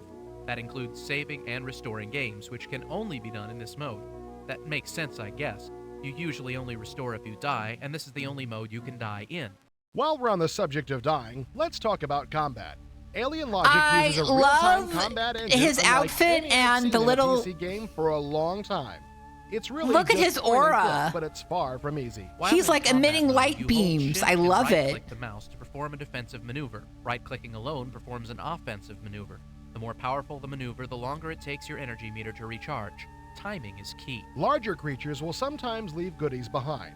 Practice on smaller ones first, though. When you get bored of squashing small pests, it's time to move on to Weaving World, where you can learn new powers and enhance old ones. The concept here is really interesting. Those little icons represent powers also known as daishas. The one in the middle is you. You have to lure the powers to you by dropping power crystals in front of them. Obviously, the further away from you a daisha is, the more crystals it'll take to win it. The planet Joroon is home to a multitude of humanoid races created through genetic experimentation.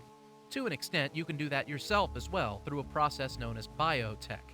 Humanoid bears, wolves, and cougars are all common. So are humans themselves. Unfortunately, none of the races seem all that interesting once you get to know them. The dialogue in this game is pretty weak and seems to drag on forever.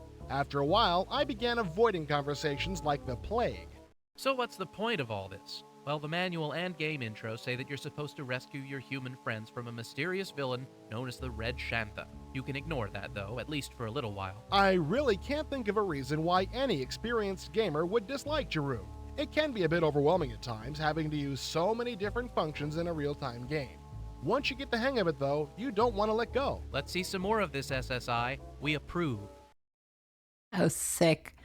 I don't know if these are my kind of games, but that did look kind of sick. Alien Logic is beautiful. I did like the It plays bears. well too, but the surrealistic landscapes and the new age music really go to your head. Your character's growth balances the progressive difficulty of the game nicely.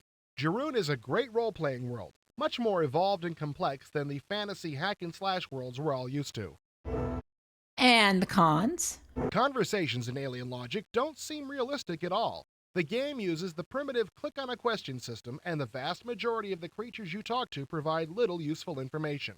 Also, even with a full install, Alien Logic pauses a lot for CD accesses.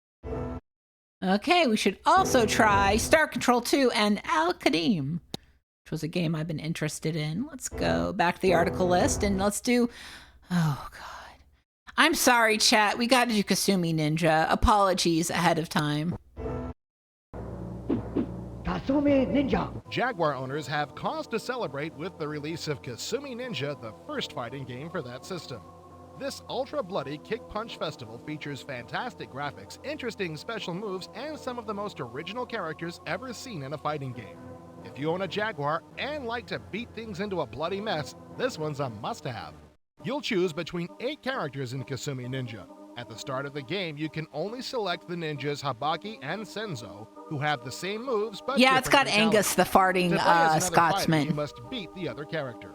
You can pick your opponents in any order, which is good since certain pairings are much more one-sided than others. Kasumi Ninja uses standard 8-direction control with one punch button and one kick button. The third button is held down while moving the thumb pad to perform special moves. It takes a little getting used to, but it's straightforward enough. Naturally, Kasumi Ninja is riddled with nasty special moves for each fighter, as well as especially gory fatalities. Pacifists need not apply. Do the fart. Thank you! Show no mercy.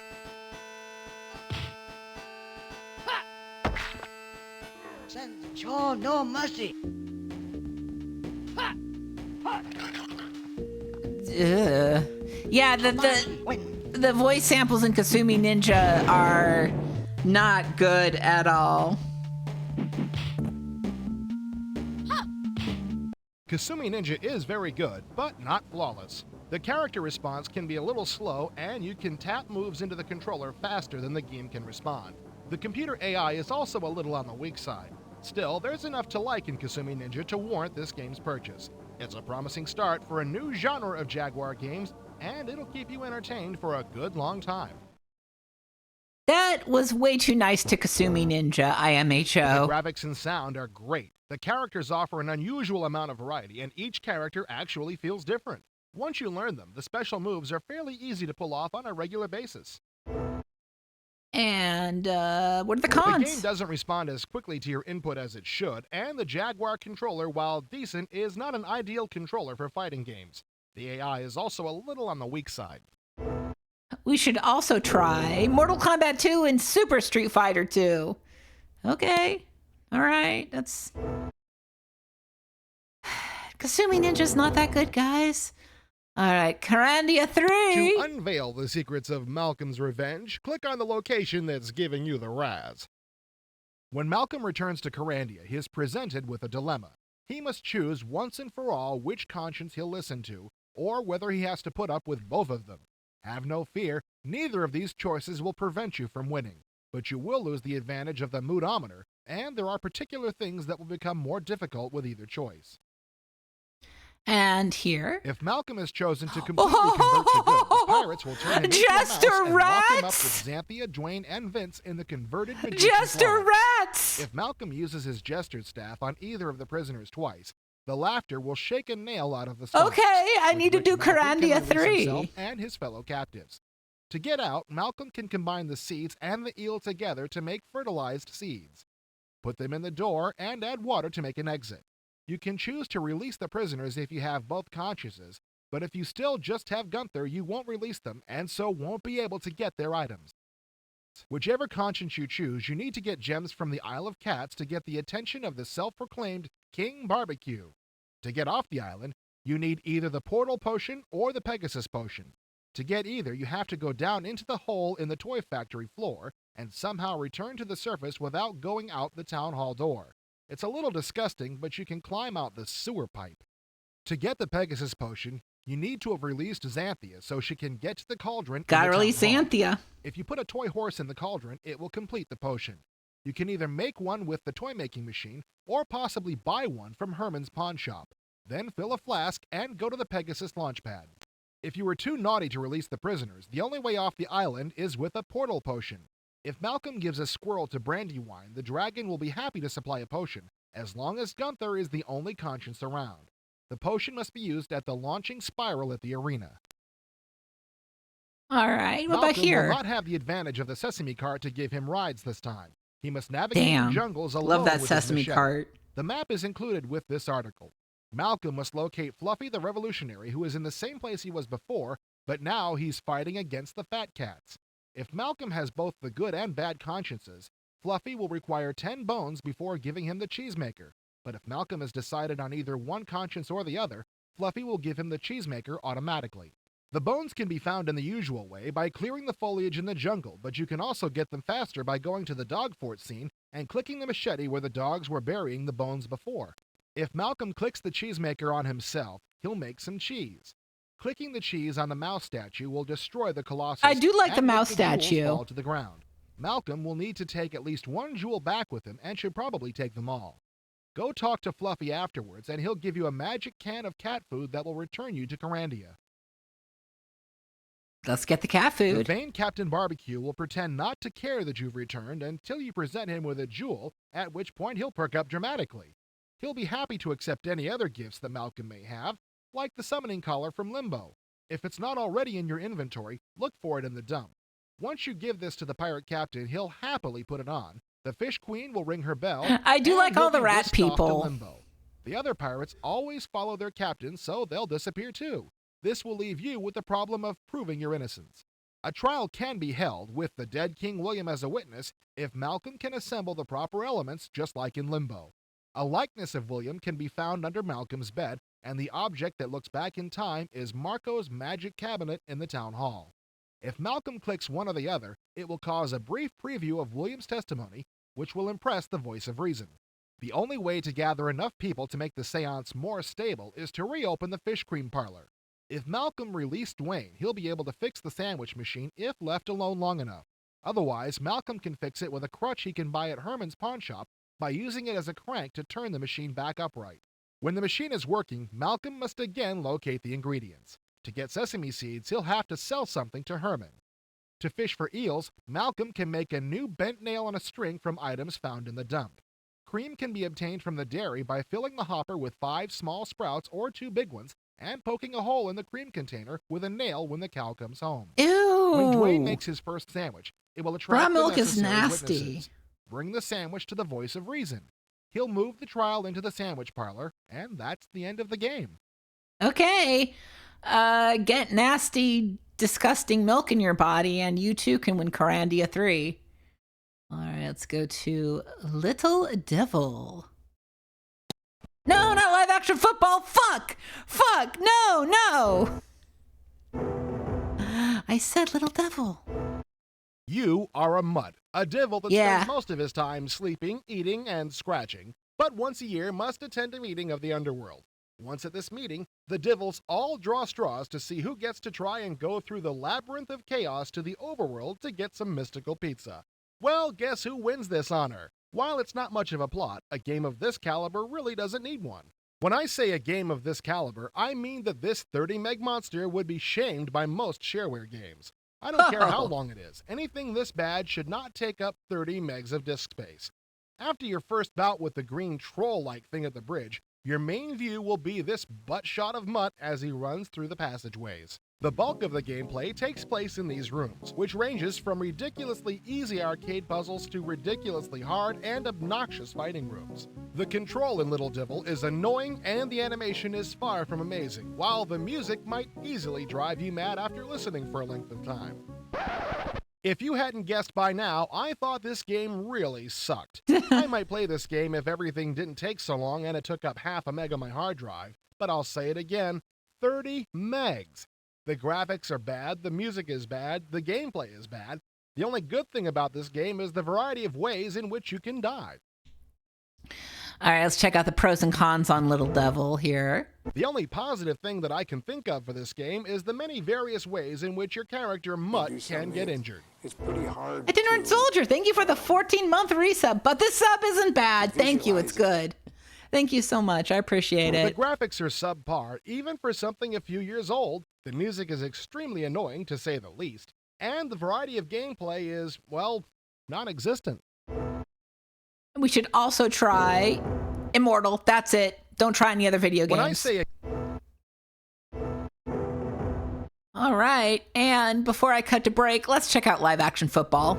Here's a great idea for a football game. Okay. Digitize 30 minutes or so of footage into QuickTime format, script a couple of dozen offensive and defensive plays, and throw the whole thing together in Windows where nothing is fun anyway. Sadly, such a product now exists on the shelves of a software store where you live. It's called Live Action Football. It's from Accolade. Fear it. Why Accolade decided to release this game is beyond me. Their flagship football product, Unnecessary Roughness, is now in its second edition on the PC and has already been released for home systems as well. Live Action Football does nothing but damage to Accolade's reputation and offers very little in the way of enjoyment. Want details? Here goes. Live-action football's big selling point is digitized video footage which corresponds to the plays you call. This is a nice idea, but A, it's already been done, and B, the game's play selection is awful. Think you could successfully coach a 60-minute professional football game with a playbook the size of a traffic safety pamphlet? You'd probably have better luck using the pamphlet. Also, thanks to the wonders of QuickTime, the video quality is so-so, and many plays use the same bits of footage. How thoroughly unimpressive. Perhaps the best part of live-action football is its digitized audio. I do like the courtesy of star digitization. announcers Al Michaels of ABC and Pat Hayden of TNT. They call the game accurately, and Hayden throws in a trivia tidbit now and then. This feature on any other football game would be a great supplement to the action. In this game, it's better than the action. In short, unless you're a hostage trying to prepare yourself to withstand some sort of horrible mental and physical torture, don't buy this game. Don't go near it. The plays are bad. The AI is ridiculous. It runs slowly. Sometimes it doesn't run at all, which is what you should hope for.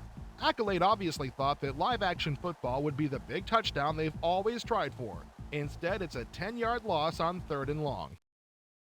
All right, let's check the pros and the cons. Here's Pros, it's football. the play-by-play and color commentary by Al Michaels and Pat Hayden is probably the best found in any game yet. And the cons. My editor only gives me a certain amount of time to bitch and moan about the glaring problems with this game, so I'll try to go fast. Slow play, bad AI, lousy video, no subs, no audibles, no league, no fun. We should also try Joe Bob's Text-Only Football Simulator, copyright 1981, and Torture. This is the first time I've ever seen them say torture. That's so cool. They hate the fuck out of this game. I love it. All right, folks. I think it's time for me to take a little break.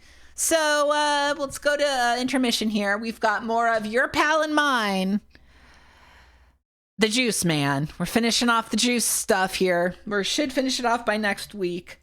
The Juice Man is going to give you a lot of tips about juice.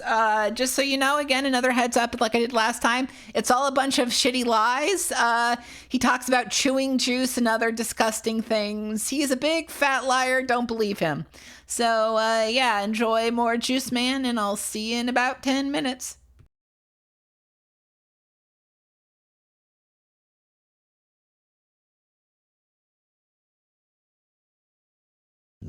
And it has a great propensity to stimulate the peristaltic wave and move the bowels in cases of constipation or congestion or retention of food matter. Carrot and spinach juice is one of the greatest drinks in the world to move the bowels. Now, parsley, to me, I said early on, is the 3rd most nutritious food on the face of this earth. It too is a diuretic.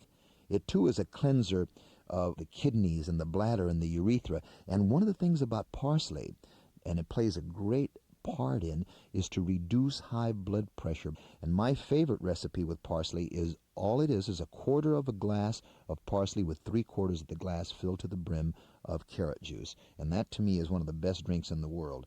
Now, I want to give a blanket resume on the leafy greens. That includes kale and endive and romaine lettuce and turnip greens and dandelion greens and mustard greens. All your greens lumped together, they are your lung cleansers. All life on this planet emanates from the green of the plant in the form of chlorophyll, and man cannot duplicate chlorophyll. It comes from solar energy, photosynthesis, the green of the plant, and the only viable, or in other words, usable part of that chlorophyll is the liquid green part that must be reduced out of that fibrous wall into a juice form. So that is a great cleanser and healer and an antiseptic of the human body. And it works on the adrenal glands, it cleans the lymph nodes out, but particularly the lungs. With any of the recipes that you encounter that need the leafy greens, always mix carrot with it. I very often add a little bit of celery, and if I get some of the bitterest greens, like escarole and endive, or turnip greens, which really, in a way, are abominable taste-wise. I add an apple to that drink to make it very, very palatable. I'd like to give you another drink now, too, and that is string bean juice. String beans and Brussels sprouts, which are the baby cabbages. This is one of the great recipes of all time. This particular drink is magnificent to restructure and reconstitute the cells of the pancreas, especially the island of Langerhans, which is the area where insulin is produced of the pancreas. So that drink, Dr. Walker taught me many, many years ago, that is the greatest drink in the world for a diabetic, and also the reverse for a hypoglycemic, string beans and Brussels sprouts. Now, that particular drink, is not the most tasty of drinks, so I again doctor it up, and I mix a little carrot, add a little parsley, throw a little apple to it. All these drinks can be tempered taste-wise to be a little nicer and a little more palatable by adding some of these other ingredients. One of the most nourishing juices for the cells and the tissues of the nervous and muscular structures of the body is lettuce juice. Now, I'm not talking about head lettuce that's man-made, basically. I'm talking about the leaf lettuces, including romaine lettuce, Bibb lettuce, anything like red leaf lettuce, salad lettuce, any of the leafy green lettuces. These things are absolutely indispensable, and they have found that even heavy smokers that smoke 2 or 3 or 4 packs of cigarettes a day, they will have a 60% less chance of contracting lung tumors if they bring the chlorophyll of lettuce into their body. Now, lettuce will heal and purify the lungs because of the life-giving chlorophyll that it has. And if you get some lettuce that is a very bitter substance, then you always again temper and mix it with carrot, with a little parsley, with a little celery, and throw that apple in. And lettuce is a cleanser. Lettuce is full of sulfur, and chlorine especially. The fruits I'm going to talk about now are, in actuality, the body cleansers and the energizers of the human body. The vegetables that we've discussed before, they are the body builders. They will build the tissues, the glands, the cells, the organs. Fruits are the body cleansers. And I want to begin by talking about the number one fruit in the fruit category as far as nutritional content is concerned.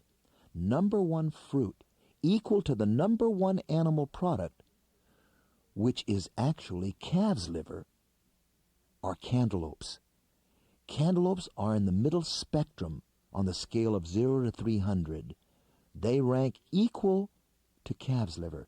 Cantaloupe is the number one fruit with beta-carotene to help you fight and reduce the risk of cancer. Cantaloupe has the number one amount of digestive enzymes, superseding even papayas and mangoes.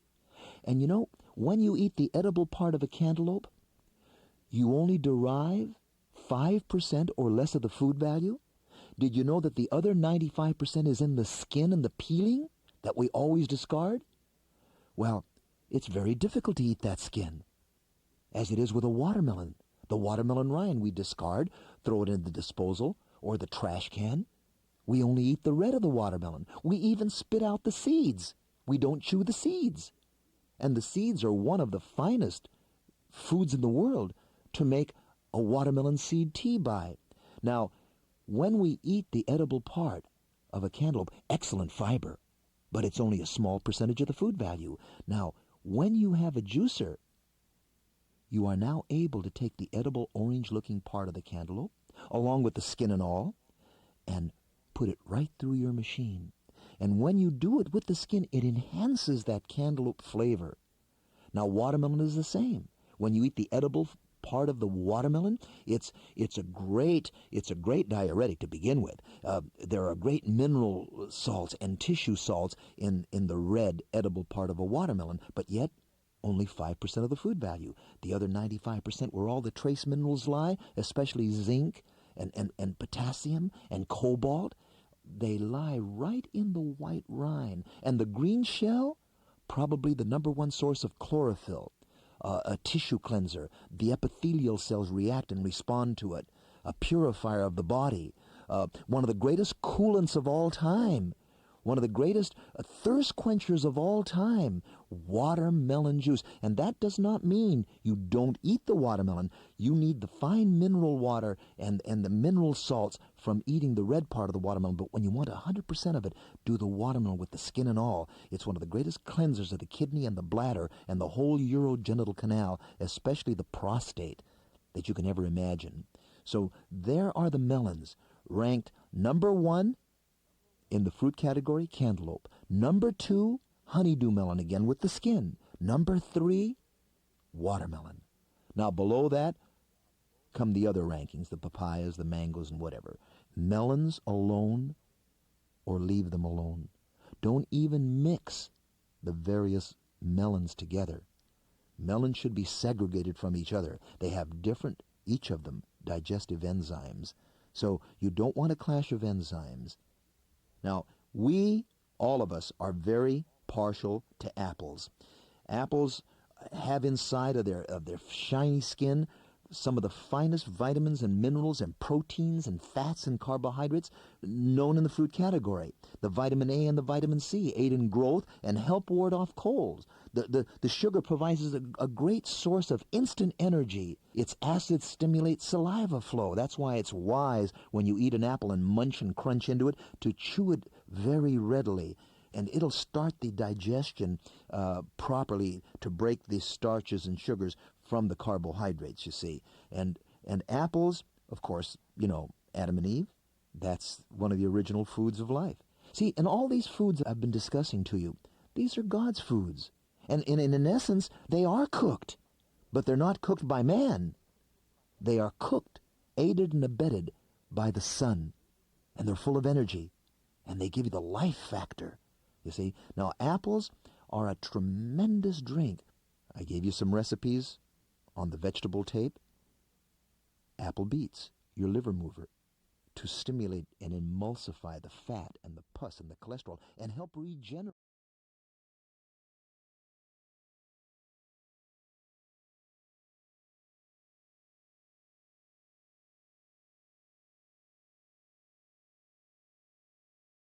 Take that off, clown man. So I'm back. The juice man is going. Ooh, running a little low on product. The juice man tapes are going more and more off the rails.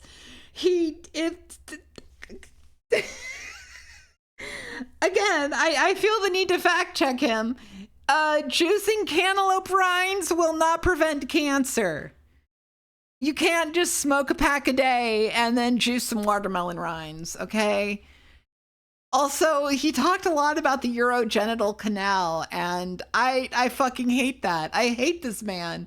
And yet I'm forcing us all to listen to him, so whose fault is that? All right, back to interactive entertainment. Bro. No. We're going back to, yeah, there we go. Hold on. There we go. Let's go back. Hold on. Oh, I didn't do the horse noise. I was hoping to get the horse noise done. Speaking of apples, stop that. We're going to Lost Eden. While dinosaurs and humans never existed together at the same time, there are an awful lot of bad caveman movies and Flintstones episodes that would have you believe otherwise. But what if the two species worked together and built a civilization? You might have something like Lost Eden from Cryo and Virgin Interactive. The player is Adam, but not the one you'd think to associate with prehistory. This Adam is a prince, kept inside his castle by an overprotective father. Morcus Rex and his army of carnivores roam the countryside, and since you are sole heir to the throne of Mo, His Majesty the King would rather you stay put and safe. You, of course, have an adventuring spirit like your late mother, and it doesn't take much persuading on the part of a dinosaur named Dina to get you to sneak out of the citadel to visit her dying father. With his last breath, he tells you the history of your family, a great line of accomplishment, and great shame. The hope is that when you follow in their footsteps, you'll try and work more on the accomplishment side of things, and that's just what you do. Many of the dinosaurs used to trust and work with man against everybody's favorite meat-eaters, the Tyrannosaurus, or Tyrant as they're called here. Through the course of the game, you'll discover relics from your family's past and work to restore the bond between human and dinosaur. Then build more citadels and get ready for one last confrontation against Morcus Rex and the Tyrant. Lost Eden will be beautiful to look at and very easy to control. Audio doubled? Yeah, Your sorry about that. cursor Let me is a fix that. spinning cube Thank you. which brings Thank you, up thank you, different thank you. icons on his faces to show what command amounts quick will Fixed. trigger. Sorry. Thank you so much. This works for movement, dialogue with other characters, and manipulating objects. The graphics are almost entirely 3D rendered, and traveling from point A to point B is accomplished with pre-rendered transition scenes, like those in 7th Guest. There's a tremendous variety in the landscapes displayed, from arid desert to snowy mountain ranges. The CD-ROM product will also feature digitized speech and a lush New Age-style soundtrack integrated with jungle sounds to draw the player even further into this one-of-a-kind echo adventure. Lost Eden is slated for release in late March. Okay. Hold on, let me get my cursor back. All right, next up, Magic: The Gathering? Unless you've been living in a cave for the past 2 years, you've probably heard about Magic: The Gathering. I've been living in a cave, though. Trading card game. If you're a regular viewer of IE, you know that Microprose has licensed Magic for conversion to the PC. What you may not know are some of the details about the upcoming release. IE spoke to designer David Etheridge, who originally initiated the project with Microprose. We first saw Magic, I guess, 3 or 4 weeks after it was debuted at Gen Con last year, and as soon as I saw it, I had the feeling that it was going to be very, very popular. And I called up some people from Wizards of the Coast at the time, Peter Atkinson, who's the president of the company, and Lisa Stevens, and inquired about the availability of the Magic license, and they were thrilled. I mean, that was back when Magic had just been shipped, and they had a lot of faith in their product, but it hadn't really had the gargantuan sales at that point that it has now. So they were still waiting to see how successful it was going to be, and they were real excited that a company as with the reputation that Microprose has was interested in their product. Magic will be a CD-ROM only product, since it will feature the art from around 1,000 cards, each stored as a Super VGA image about the same size as they appear on the cards themselves. There will be 2 ways to play Magic for the PC. An online game where you can log into an as-yet unnamed computer service and play against other humans, and a standalone. According to Etheridge, the standalone version will serve to introduce players to the game and the interface. I love the ugliness of the cards. I'm sorry. They're very ugly to me. To the online environment as far as how you move about in it, where you can go, what you're able to accomplish. And so once a player has played the standalone game, they will find, hopefully to their surprise, that the online environment is almost identical, that they already know how to move around and interact in the online environment. The major difference in the online world will be that they're interacting with real people instead of with AIs and characters that we've created. For the standalone game, Microprose designers have created a unique world which may or may not become part of Dominia, the official Magic universe. Wizards of the Coast is very much interested in having our materials be a part of their universe, and we're very much interested in the same thing. The standalone game is built around a traditional fantasy adventure setting with the working title of Chandalar. There are numerous small quests in Chandalar, but the overall Summon goal worm. of the game is the elimination Summon of the worm. threat to the game world itself. Summon The adventure bees. itself does have an overall goal. There's a Grand Foozle that you'll want to defeat and basically track down what he's doing, what his grand scheme is, and overcome him. The version of the game which we saw demoed at the Winter CES in January featured a complex interface with unique artwork. At the present time, Summon plans rats! are to use art from the cards themselves with icons laid over it to facilitate updating the game world online. With around 1,000 Summon rats! cards to choose from, one of the trickiest parts of developing the standalone game was the AI, and this is an area the game's developers are working very hard on. Although David was unable to supply us with technical details, he did allude to the fact that a lightning bolt knows best how to stop itself, which implies that the AI will be part of the individual cards themselves. As for other details, such as the service which will support the Magic Online game and whether or not there will be new unique cards exclusive to the PC version of the game, Microprose isn't saying. For now, we can only speculate and look forward to the game's release this summer. For additional details about Magic, be sure and choose full text from the pop-up menu. Okay. And also, I missed it. Thank you, Carmen, for the 100 bits. Skibbity-dabbity-ba-da-boo-ba-da-ba. I'm the juice, man. Working on my urogenital canal. Urogenital canal. Urogenital canal. Urogenital canal. Sorry. Metalhead 32X. Oh, okay. 2 years ago, if I suggested that a mech game on the Sega Genesis would graphically rival a similar game on the PC, you probably would have told me to go jump in a lake. But the times they are a-changing, with Sega urging tremendous speed out of their newly released 32X attachment. A case in point is Metalhead, which rivals the texture-mapped polygon graphics currently seen in PC games such as Earthsiege. As the first advanced 3D texture-mapped polygon game on 32X, Metalhead is bound to turn a few heads with its eye-popping graphics and gameplay. When the stage is set, we're warped into the future of civilization where the new World Federation has created a giant robot called Metalhead to deal with civil unrest. Ironically, chaos erupts everywhere and a band of terrorists leads a revolution. So track down the enemy and press them into sheet metal. The enemies range from other mechs to army supply vehicles and strange gold-plated tanks. You'll have to wade through city streets, enemy bases, and nighttime alleys on a series of surprisingly original missions. Yeah, our eyes were always popping out of our heads in the 90s. It was really bad. For instance, on one mission, you have to find an enemy base and take a picture of it.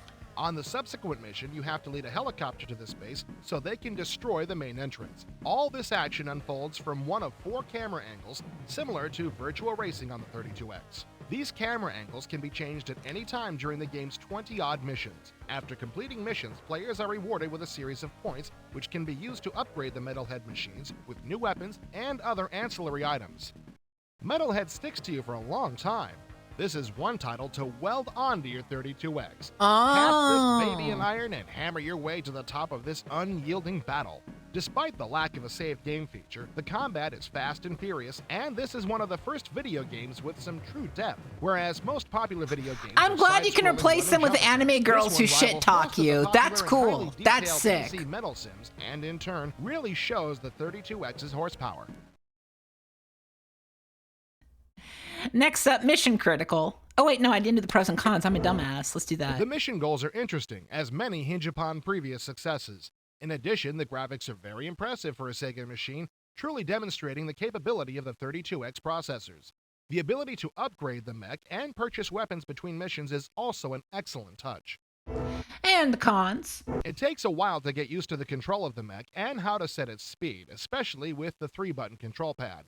It's also really disappointing to see that it's not possible to save your game, and the video clips of the mission briefings are extremely laughable. Let's also try Iron Soldier on Jaguar and Mech Warrior. You know, that makes sense. Those are similar enough. All right, Mission Critical. Legend Entertainment has established a reputation for adventure games with strong I do stories love the that have quaint received prose occasional picture. It's so criticism for cute. not quite keeping pace with the technology when it comes to graphics and interface. This spring, they plan to lay those complaints to rest with Mission Critical, a tale of interplanetary war, time travel, and electronic evolution. Set 140 years in the future, the UN has turned out to the bad guy of the piece. They're an oppressive bunch that started out as an idealistic world government built around a common market and turned into a nasty bunch that a bunch of countries are now trying to secede from. The UN got word that there was an alien presence on a world 68 light years away, so they saw a chance to make first contact. The breakaway countries in an alliance got word of that discovery and tried to get there first. So you were in the convoy that was on the way to the planet to try and make first contact. You play the role of a crewman on board a U.S. Navy ship, a heavy cruiser, and at the beginning of the game you wake up on this ship after it's been through a battle. It's been ambushed by UN attackers, and you're the only one left on board. The captain has sacrificed her crew in the battle to ensure that you have a chance to complete the mission that that ship was assigned to. What's more, you know that more UN forces are on their way to your location. If you're going to have any chance of completing your mission, you must enlist the aid of the computers and robots on board your ship to get your systems back up and running and learn how to operate the weapons. The artificially intelligent machines all have distinctive synthetic personalities. If you survive the turn-based space combat sequence, your task is to track down the science vessel Jericho and make your way to the designated planet to make first contact with the alien intelligences there. Without giving away too much of what happens next, you'll be faced with a choice that will not only determine the course of the war, but also man's place on the evolutionary ladder. Mission Critical is a tremendous leap ahead for Legend in terms of graphic capabilities. We have created the Lexington in a series of enormously complicated 3D models, have rendered transitions between all the rooms, and there's like 75 to 100 of them, and this ship is as real as we can possibly make it. We put an enormous amount of work into production design. The designers also made the technology of the Lexington as realistic as possible. If there's one detail that is not a ready extrapolation from 20th century science as we know it, it's the faster-than-light jump drive, and that's it. Everything else has a reason for existence. The engineering is there. There's a lot of thought behind the way the ship systems operate. Legend's gotten hit a few times on the lack of animation in our environments that apparently... This guy worked with fucking Netflix? I look... Holy shit! The pictures appear like illustrations. In this game, we've made every effort to make the world as real as possible, and when stuff should move, damn it, it does. He got pushed out? He's gone? Okay. With very serious philosophical implications in its storyline. The story is... Don't put AI in your games, goddamn. Has puzzled science fiction writers for a long time, which is how do we accommodate ourselves to the emergence of true artificial intelligence, sentient machine intelligence, artificial life, especially if the creatures that come into existence, the machine intelligences that come into existence, are superior to human beings in their capacity to evolve quickly in their lifespan, in their raw intelligence. How do we deal with that?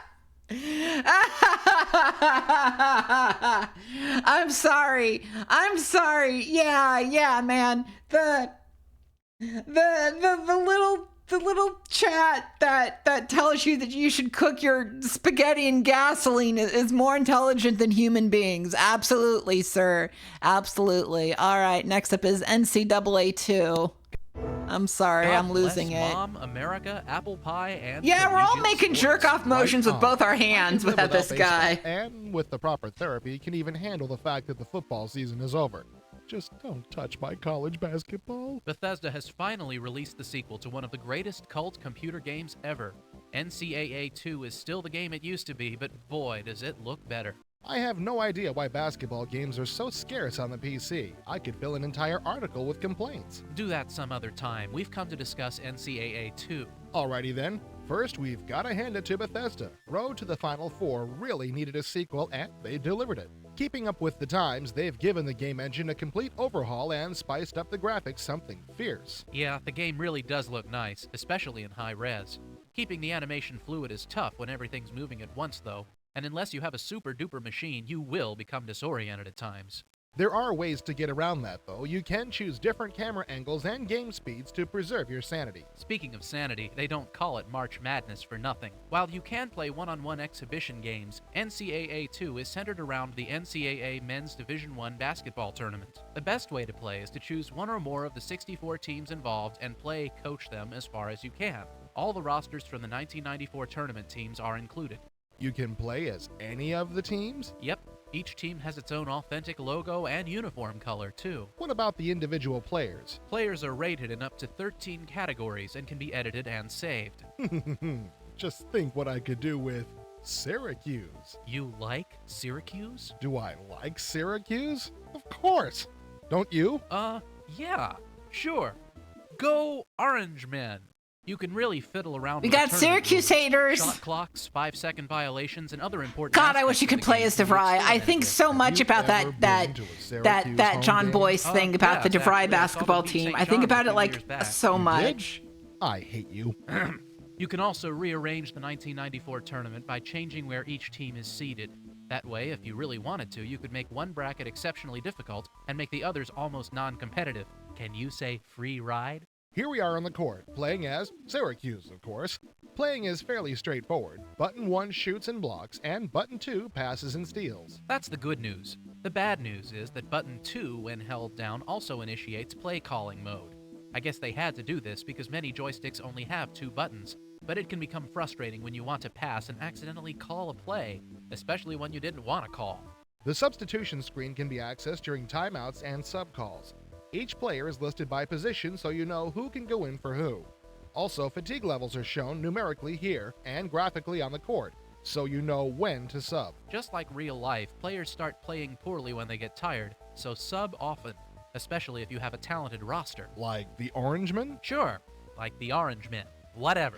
I'm sure I Syracuse speak for both of us haters. when I say that I like this game, and I'll probably keep it on my hard drive for a while. But I'm disappointed with the on-court controls. There's too many possibilities for error. I think that you'll get used to Bad NCAA vibes, that's too, so once good. you own it and play it Just, a lot. where Yeah, will it you be, certainly is FSU tricky versus to play first. Syracuse every Coaching week? is easy and fun right off the bat, though, and it's great to be able to play Yeah, your yeah, I'm favorite streaming teams. on I Thursday. won't say who mine is. That's good. Don't. Okay, so the reason I'm streaming on Tuesday, this is funny. So I'm streaming today on Thursday because I had stuff to do, on Tuesday. But also, I was like, you know what? Tuesdays are the cheapest day to go to the movies. I should go to the movies and finally see a movie.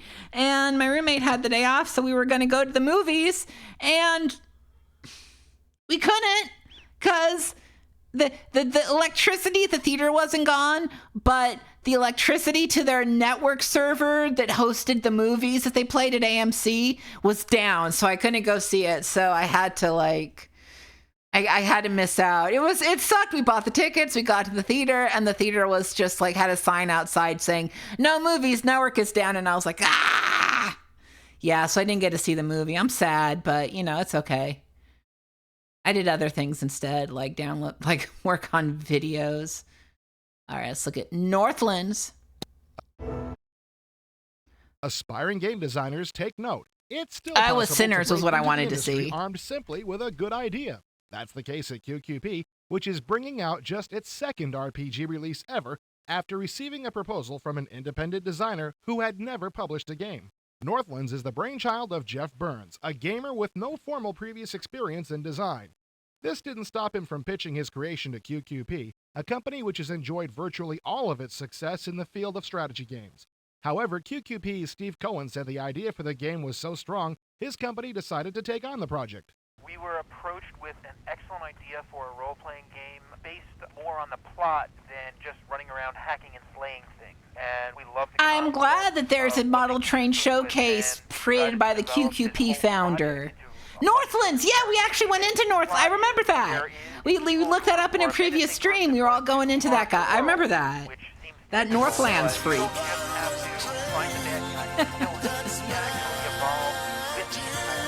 So it's not just one static guy sitting behind 500 guys that you fight through, and once you get up enough power to get through them, you just fight your way through. You have to find out what his organization is, who he is, why he's doing what he's doing. Northlands bears little resemblance to QQP's previous RPG game, The Red Crystal. While Crystal featured a number of arcade sequences, there will be few of these in Northlands.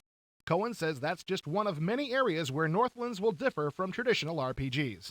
We're having many role players in with the design of the game so that many of the things that role players hate are not going to be in the game that are in many other games that are out there. You can almost design a whole role. What do they hate, dude? Steve, what do they hate? Time, just about everyone can just walk around and have fun with the game. In many cases, you might even forget what your main goal is because it's that engrossing, because there are so many subplots and so many neat little twists. The biggest difference in the design might be in the fact that there are a number of different ways to win the game instead of the narrow path that many traditional RPG releases follow. According to Cohen, you can actually kill everyone in the game and still win, since the vital information you need to beat the game isn't found in just one spot. Of course, if you kill everyone you meet, it's going to affect the makeup of your party. Cohen says your conduct will determine what other characters decide to join your quest. There's going to be one main member of the party, and as you go through the game, others will join you, each of which have their own personality. You can have complete interaction with them, and of course, you're basing everything off of your main character's reputation as to how friendly the other people will be with you. So if you've walked through a town and killed everyone in that town, obviously someone in the next town is eventually going to hear of your reputation and not want to join you. Whereas Yeah, no shit, don't kill everybody. they want to join you because It's a hot tip for real life, too. which will determine how people react towards you. There will be no character classes in Northlands. Instead, your hero's development will be skill-based, meaning that if you choose to base yourself in magic, you'll get better quickly in magic. However, if your character uses a sword on a regular basis, the experience he gains will eventually turn him into a better swordsman. All members of your party will be humanoids, although there will be monsters galore waiting for you as you wander around the Northlands world. Also, the monsters won't be static. For instance, you may run into a monster at the entrance to a dungeon, or you may come across him while he's foraging for food. Northlands will feature standard VGA graphics, but will have a different perspective. Players will see the game from a semi-three-quarter view. That's so Cohen strange. describes this as though you were watching through a So, camera Bob, you from say behind this your didn't head. come out? Northlands is expected to be released sometime around Christmas of 1995. Okay, For it's a transcript unreleased. of an interview with Cohen about Northlands, click your left mouse button to select the pop-up menu and select full text. Okay, what about Pack in Time?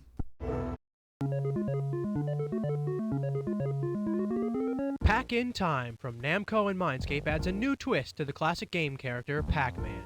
With Pack in A new Time, twist? the lovable yellow sphere makes the leap from a simple arcade game to a side-scrolling platform game. Pac-Man has been sent back in time by the evil witch, ruler of the ghosts that menaced him in the classic arcade game, and it's up to you to get him home.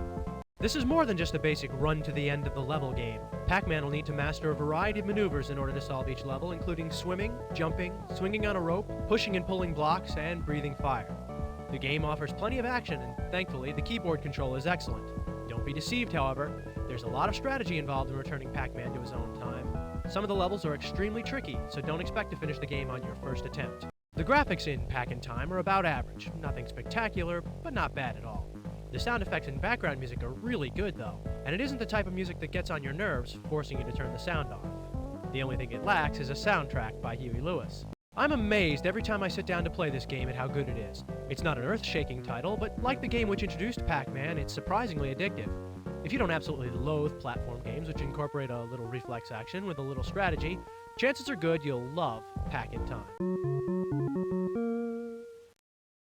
All right, but what are the pros? There's plenty to like about Pack in Time. The game is fun, the sounds and graphics are good, and Pac-Man can perform a variety of new maneuvers. And the cons? There isn't a lot to complain about in Pack in Time. It does lack the killer graphics that many people expect from the newest games. Also, there are only 4 save game slots, so your friends will have to get their own copy. And we should also try Jazz Jackrabbit and the Lemmings Chronicles. Probably Jazz Jackrabbit would be the best choice here. All right, time for Powerhouse. You don't have to be a geologist to understand that we're devouring Earth's fossil fuels the way Elizabeth Taylor goes through husbands. An energy crunch is coming, and there are a few ways to deal with it. An Elizabeth Taylor joke, huh? In 1995? Very relevant, That's what dude. Impressions is doing with Powerhouse. IE recently spoke with David Lester, Powerhouse co-designer and CEO of Impressions, about this forthcoming ecological strategy game. Powerhouse takes place shortly after the year 2000. The largest power companies have merged with each other and destroyed the competition. So now there are only 4 powerhouses fighting for domination. In the next millennium, when the energy crisis is just beginning to bite, and these companies are big, bad, and mean, and your ambition is to make your powerhouse the most successful within a 100-year time span. As the CEO of your powerhouse, you'll concern yourself with 9 different types of energy production: oil, coal, gas, geothermal, solar, wind, nuclear, hydroelectric, and wave and tidal energy. Your first concern is to provide power for your customer base. Once that hurdle is passed, you'll engage in a war of acquisition as you try to snap up all the natural resources and extraction rights you can. Only through cutthroat expansion will your powerhouse thrive. Naturally, the global search for resources will lead you into some sticky political situations. The choices you make will affect the world political situation and vice versa. If, for example, you have a very major source of energy in the hands of a dictatorship, they may have no private companies in. If there is a coup in that country, suddenly all that energy source becomes available because the new democratic government might auction that off to the highest bidder. So the game can turn quite dramatically.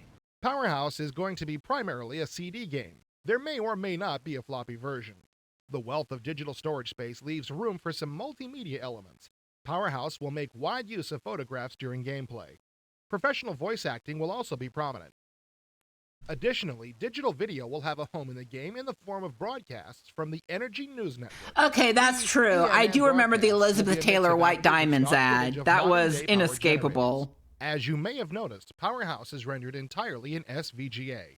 This is only the second Impressions game to use SVGA graphics. It's a move the company fought for quite a while, but now the time has arrived. We now feel that the balance has shifted, and that although we'll still obviously be alienating people who have a machine that's too slow to effectively run it, nonetheless, SVGA is where we need to be for the majority of our users, and it has so many extra game possibilities now that you can fit so much more in one screen and make it look nice that we're all just desperate to use it. We're absolutely thrilled with the SVGA results. Another departure from the traditional Impressions playbook is that the game will run under Windows. Powerhouse was coded with WinG, Microsoft's new game development library, to combine the speed of DOS with the functionality of the Windows interface. We've been receiving a lot of requests from people for Windows products, and historically Windows has been too slow to allow us to scroll around smoothly and play animations. WinG changes that. Yes, it's still a little bit slower than DOS, but that difference is pretty small, and the machines are now at a stage where most users will be very happy with the speed obtained under Windows using WinG. So as developers, we can now give people the advantages of Windows without the disadvantages they've had in the past. With Powerhouse, Impressions is taking a number of bold new steps.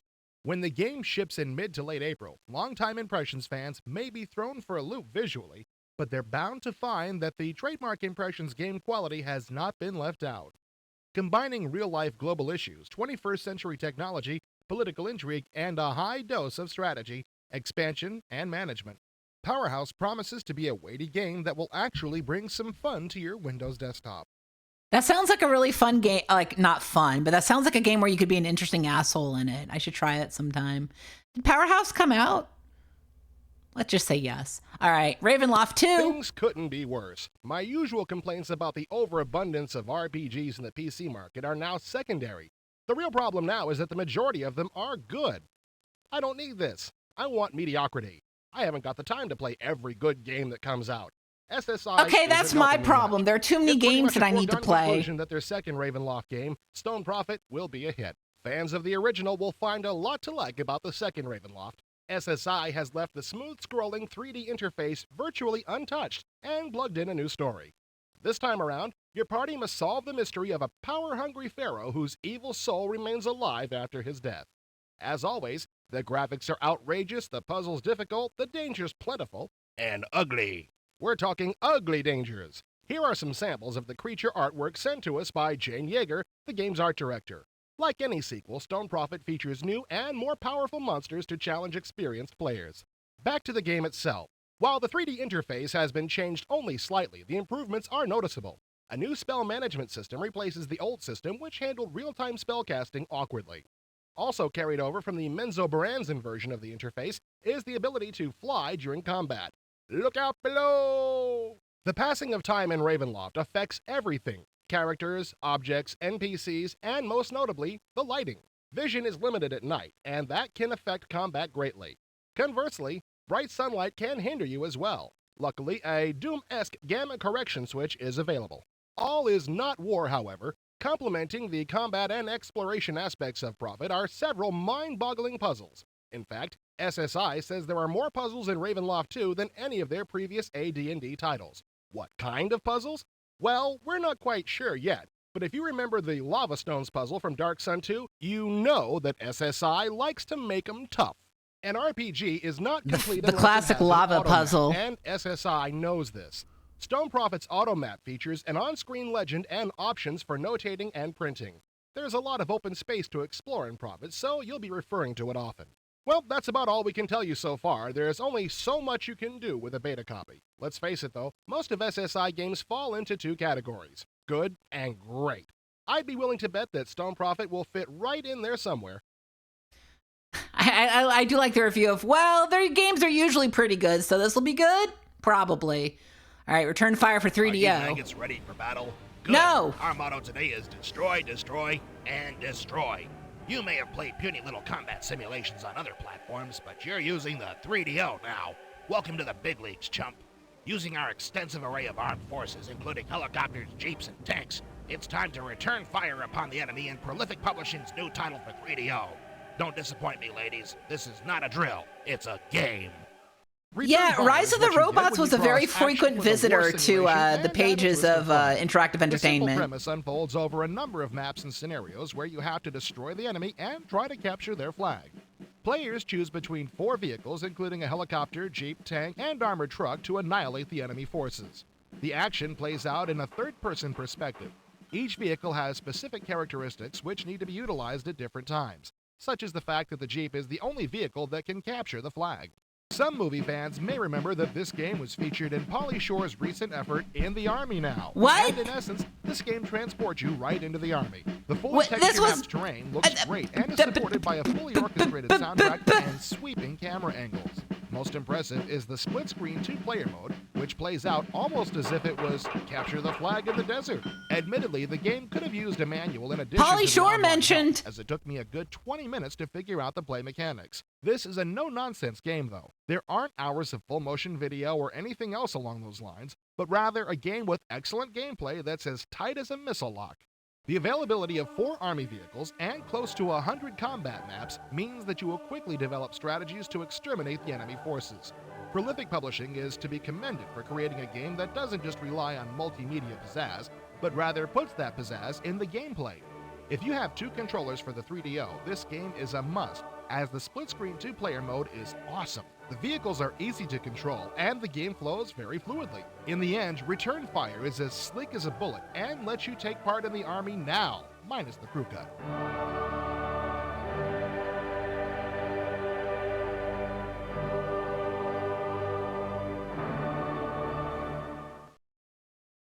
All right, but let's check out the pros and cons. When the gameplay works in a game, the rest usually falls into place. Return Fire concentrates on an addictive game and adds impressive graphics and sound on top to create a hefty load of commotion and military hubbub. The numerous maps are well designed, leading to great hiding places, especially fun for the amazing 2-player action. And the cons? The lack of a manual is a serious problem, especially since the online help is rather vague. It'll take most players a while to discover. I want to say the choir music was Handel's Messiah. First-person perspective view while piloting these vehicles would have been icing on the cake, but I guess that's sequel territory. We should also try Desert Strike and Jungle Strike and Comanche Maximum Overkill. I will not be trying those, thank you. All right, it's time for our monthly look at Rise of the Robots. Ooh, it's a review! I'm so excited. Rise of the Robots thinks it's a fighting game. Isn't that foolish? Extensively so. What do you think it is? Punishment for political prisoners? A playable form of army cooking? A mock-up for city slickers? Foreshadowing of a culture club reunion tour? It's obvious we should both hold this game in high regard. Sure. It's easy to make fun of. What a ringing endorsement. The premise is simple. Like it would be in a real fighting game. Right. The automated ElectroCorp robot factory has been taken over by its guardian robot, the Supervisor. The Supervisor has been infected with the Ego virus, so now it's leading all the other robots in revolution. Didn't anybody tell that damn bot not to drink the wine at a dead show, man? Some people didn't learn anything from the 60s. To bring the factory back under control, ElectroCorp has created you a cyborg. You don't look especially interesting, certainly not as exotic as the robots you'll face, but you'll have to do. Yes, you'll be facing a wide variety very of Gex-type robots. joke. Machines designed for military use. Machines designed to replace blue-collar jobs. They all He look is cooler very than you, nude. but never That's a fear, nude for you robot, are all right. Boring man. The graphics in Rise of the Robots are outstanding. It's easily the best-looking fighting game I've ever seen for the PC. How about the gameplay? All the robots were rendered in 3D Studio, and they all look great. How about the gameplay? Cutscenes abound, and they look just incredible. Trust me, you'll love them. How about the gameplay? Huh? Oh, I get it. You're doing an impression of the design team. When you start a full game, you are the cyborg. You don't choose characters, you're just the cyborg. They're taking this plot thing a little too far. Even Keanu Reeves gets to be more than one character. You can play as the other robots, but only for one fight. And guess who you'll always come up against? Wild guess. Boring Man the Cyborg. Good call. Mama always said being cynical would come in handy. Now, let's talk about the gameplay. It's hateful! Well, you certainly seem to be in touch with your anger. Tell me more, young man. There's one attack button. One! All your punches and kicks come from one button in a joystick position. That's asinine! And how about those astounding special moves? 1, sometimes 2 per character. And jumping? You can't jump over an opponent. Who the hell wrote this game? Ed Wood? No, I think it was done by the Outpost design team. Okay, now let's try some free association.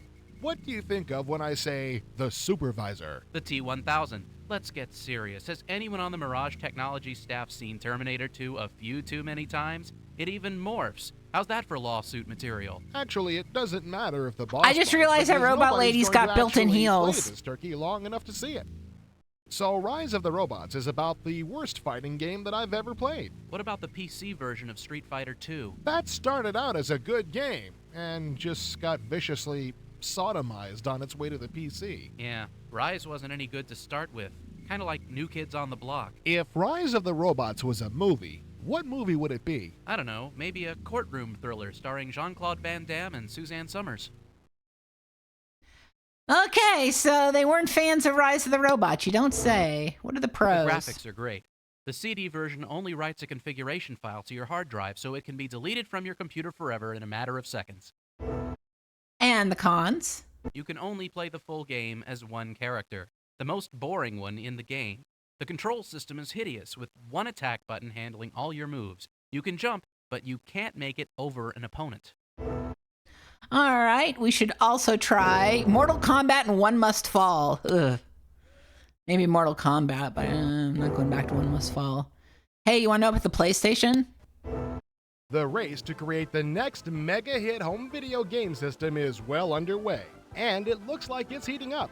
SNK's Neo Geo CD system, Sega's Saturn, Nintendo's Ultra 64, and Sony's PlayStation will all be vying for the hearts, minds, and allowances of mutants everywhere. We got an advanced look at the Japanese version of the Sony PlayStation and its game Toshinden. The results are scary for any company that isn't Sony. The PlayStation is a small, fairly unassuming gray box. It has front panel connectors for 2 controllers, but only ships with 1. On the back panel, there are RCA jacks for the audio and video, so you can hook it directly into your stereo. The CD-ROM is of the top-loading clamshell type. Using Toshinden as our test game, we found the CD access time to be very quick. Quicker by a long shot than the Sega CD or Panasonic 3DO. Yeah, it is Looks faster. a little weird, but works just fine. The 8-way pad functions just like that of an SNES controller and has a pretty good feel. The 4 primary buttons are arranged at an angle, also like the SNES pad. It even has extra buttons like the L and R buttons of the SNES. But the PlayStation has 2 of these per side for a total of 8 buttons. Fighting game fans will be pleased. The game we ran the system through its paces with, Toshinden, is a 3D fighting game in the same vein as Virtua Fighter. What's remarkable about it is that it's a home game that actually beats its competition in the arcades. If this game had a cabinet around it, people would be happily throwing quarters into its slot in great abundance. This one game is sure to account for many PlayStation sales. Toshinden features 8 fighters, not a large amount, but certainly not shamefully low. Unlike Virtua Fighter, each character here carries a weapon. Some wield swords, one a whip, one a massive staff of eternal pain. In play, the characters look fantastic. Their movements are similar to those in Virtua Fighter, but with weapons. Gameplay is smooth, fast, and frighteningly addictive. All the basic moves of any good kick-and-punch game are included here, along with the ability to dodge by rolling left or right. Using the default configuration, this is accomplished via the 2 top buttons on the left side of the controller. The top buttons on the right trigger 2 of each fighter's 4 special moves. These moves are inventive and deadly, and goes a long way towards giving each character its own identity. No fighting game is complete without at least This is one just end boss Toshinden to review. brutalize you. Toshinden has 2. The first and more bizarre of them is Gaia. The bosses are probably Toshinden's weakest part, which isn't saying very much. This game is one of the best fighting games we have ever played, and it's miles beyond any kick-and-punch title yet released for any other home system. It plays as good as it looks, which is about the best compliment it could receive.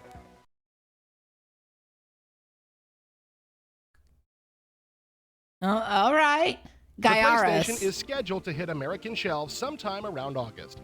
Rumor has it that it will go for around $250, a real steal for a system of this quality. You can get the Japanese version right now, but it costs upwards of $700 American and won't be compatible with the American version of its games. When its time comes, the Sony PlayStation could well become the next all-powerful home system. All right, next up, Starblade 3DO. You know, that PlayStation sounds pretty good. Maybe I'll give it a maybe I'll like the take a good look. old arcade games before the high-end video game systems came Yeah. into the picture? If you were an arcade aficionado a few years ago, chances are you were wowed by Namco's Starblade. You'd never think that an affordable home system would rival the arcades, but Starblade is the fact which proves the theory.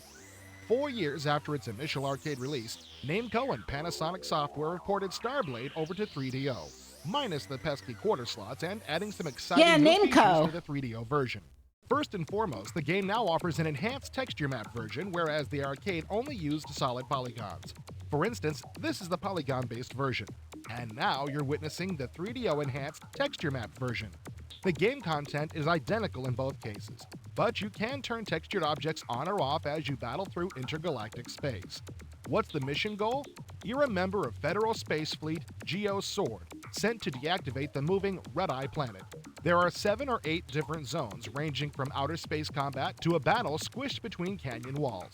Although there is no saved game, you can continue playing up to 3 additional times, just like the arcade.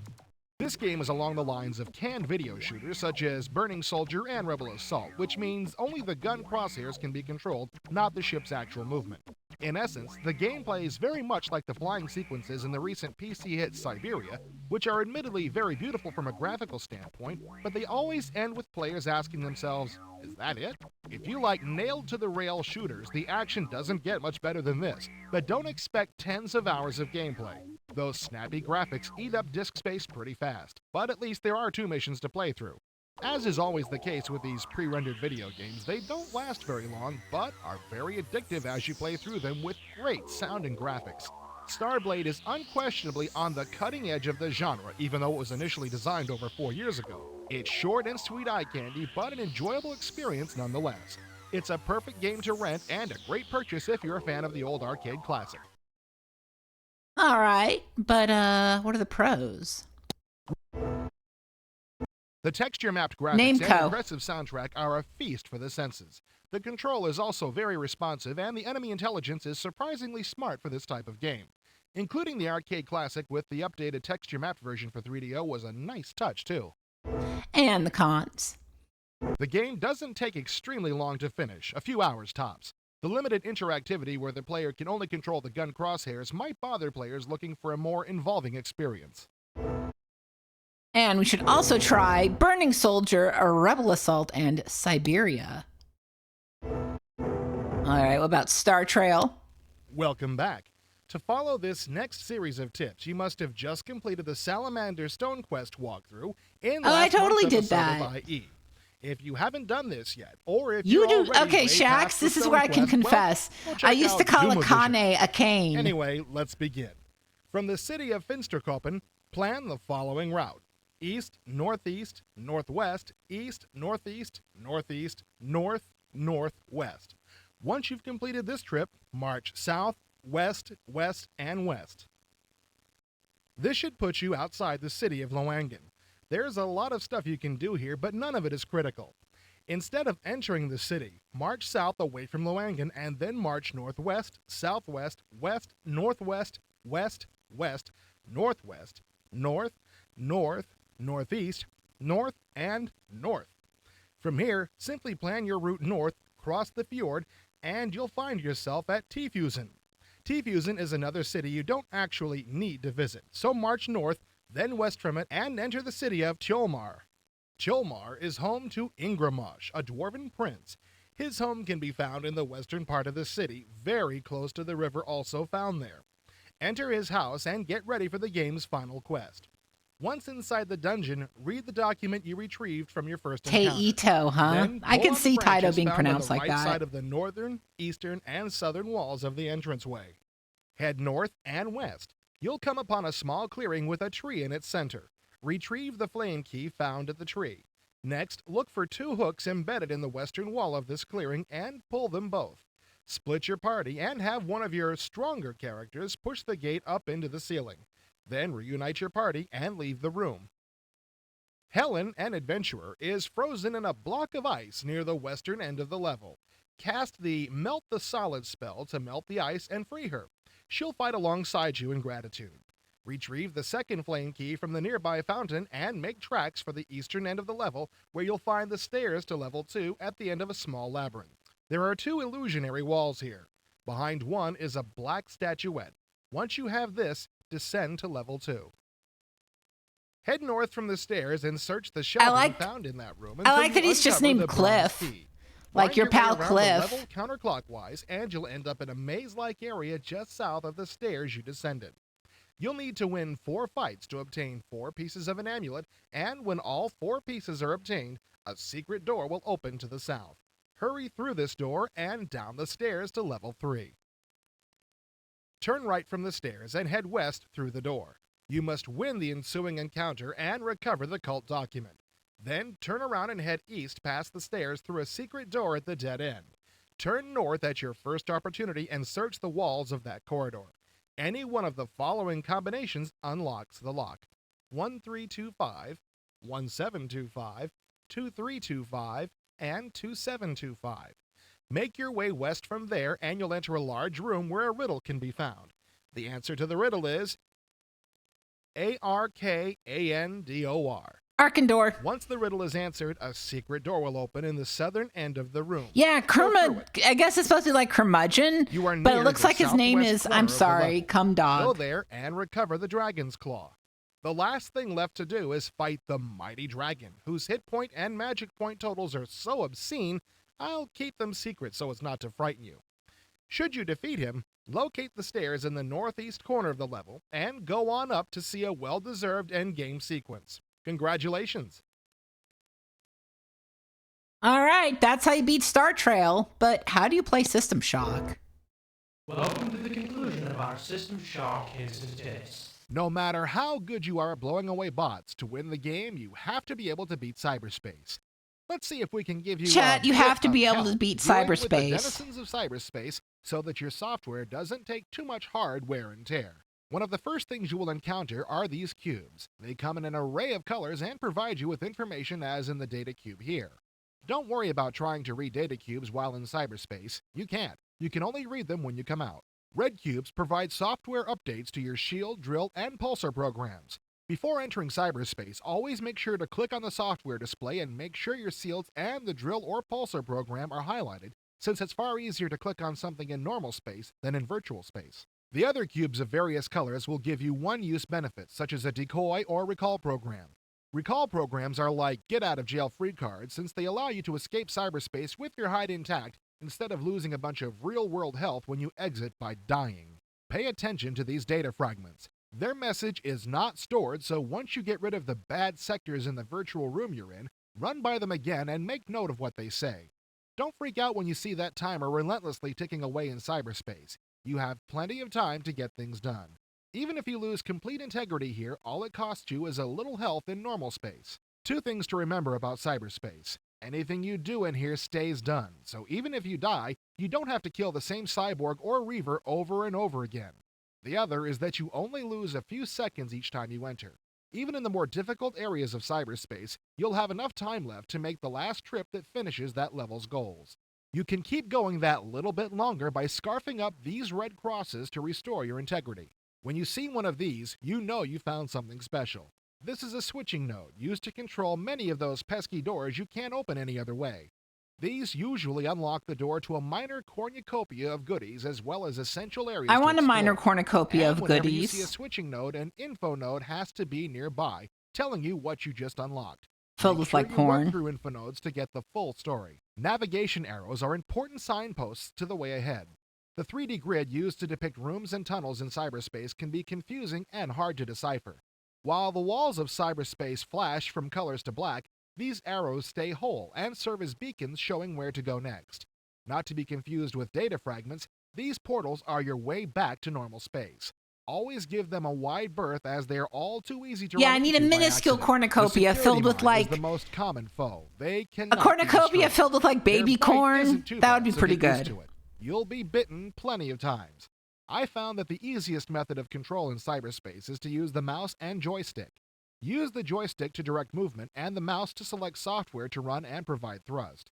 If you center your mouse cursor in the screen and hold the left button down, you can move 2 or 3 times as fast. Much better than drifting about, huh? Cyberdogs are the low address on the stack. They're easy to kill, though they do move around a lot.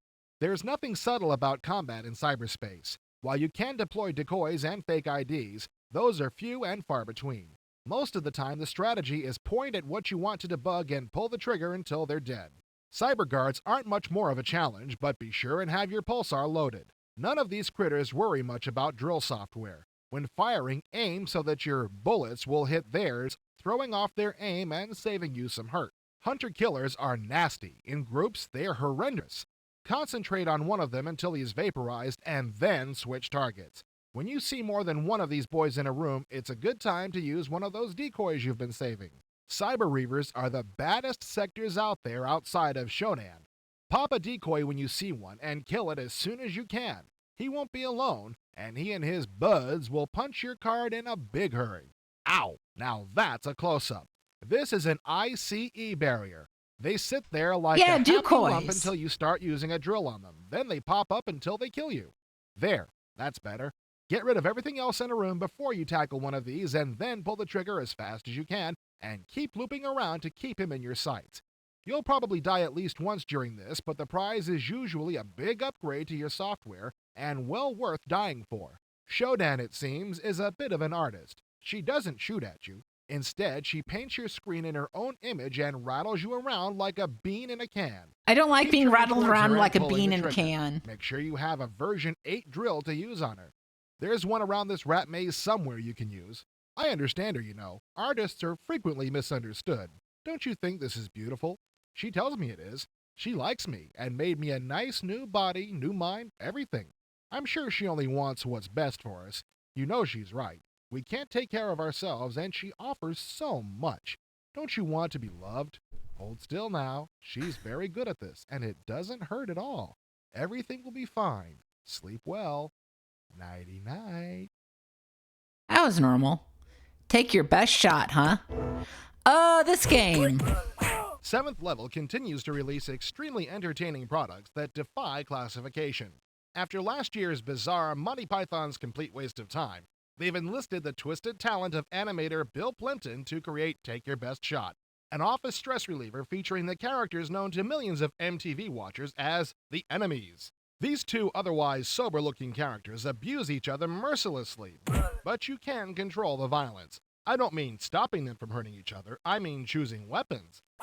You can also select names for the enemies, whether your interests are work-oriented or more political. There are also several Plimpton-style variants on classic video games in the package. This is called Hotshot, and it's like a cross between Pong and Pinball. And this is Headshot, which is just like Breakout, but a lot more disgusting. Finally, you can also play Line Shot, the baseball game. This is my least favorite, but the other two make up for it. All of the games have a lot of replay value, and a single game can take quite a while to finish. Yeah, Also, Plimpton loves following in the having footsteps of the faces Python Waste of Time, imploded. Take Your Best Shot is packed with various Windows warping elements, including screensavers, wallpaper, icons, and sound effects. Thanks to 7th Level, no one need ever have a bland desktop again. Here's hoping that they continue to find equally hilarious artists to work with. All right, but let's check out the pros and the cons.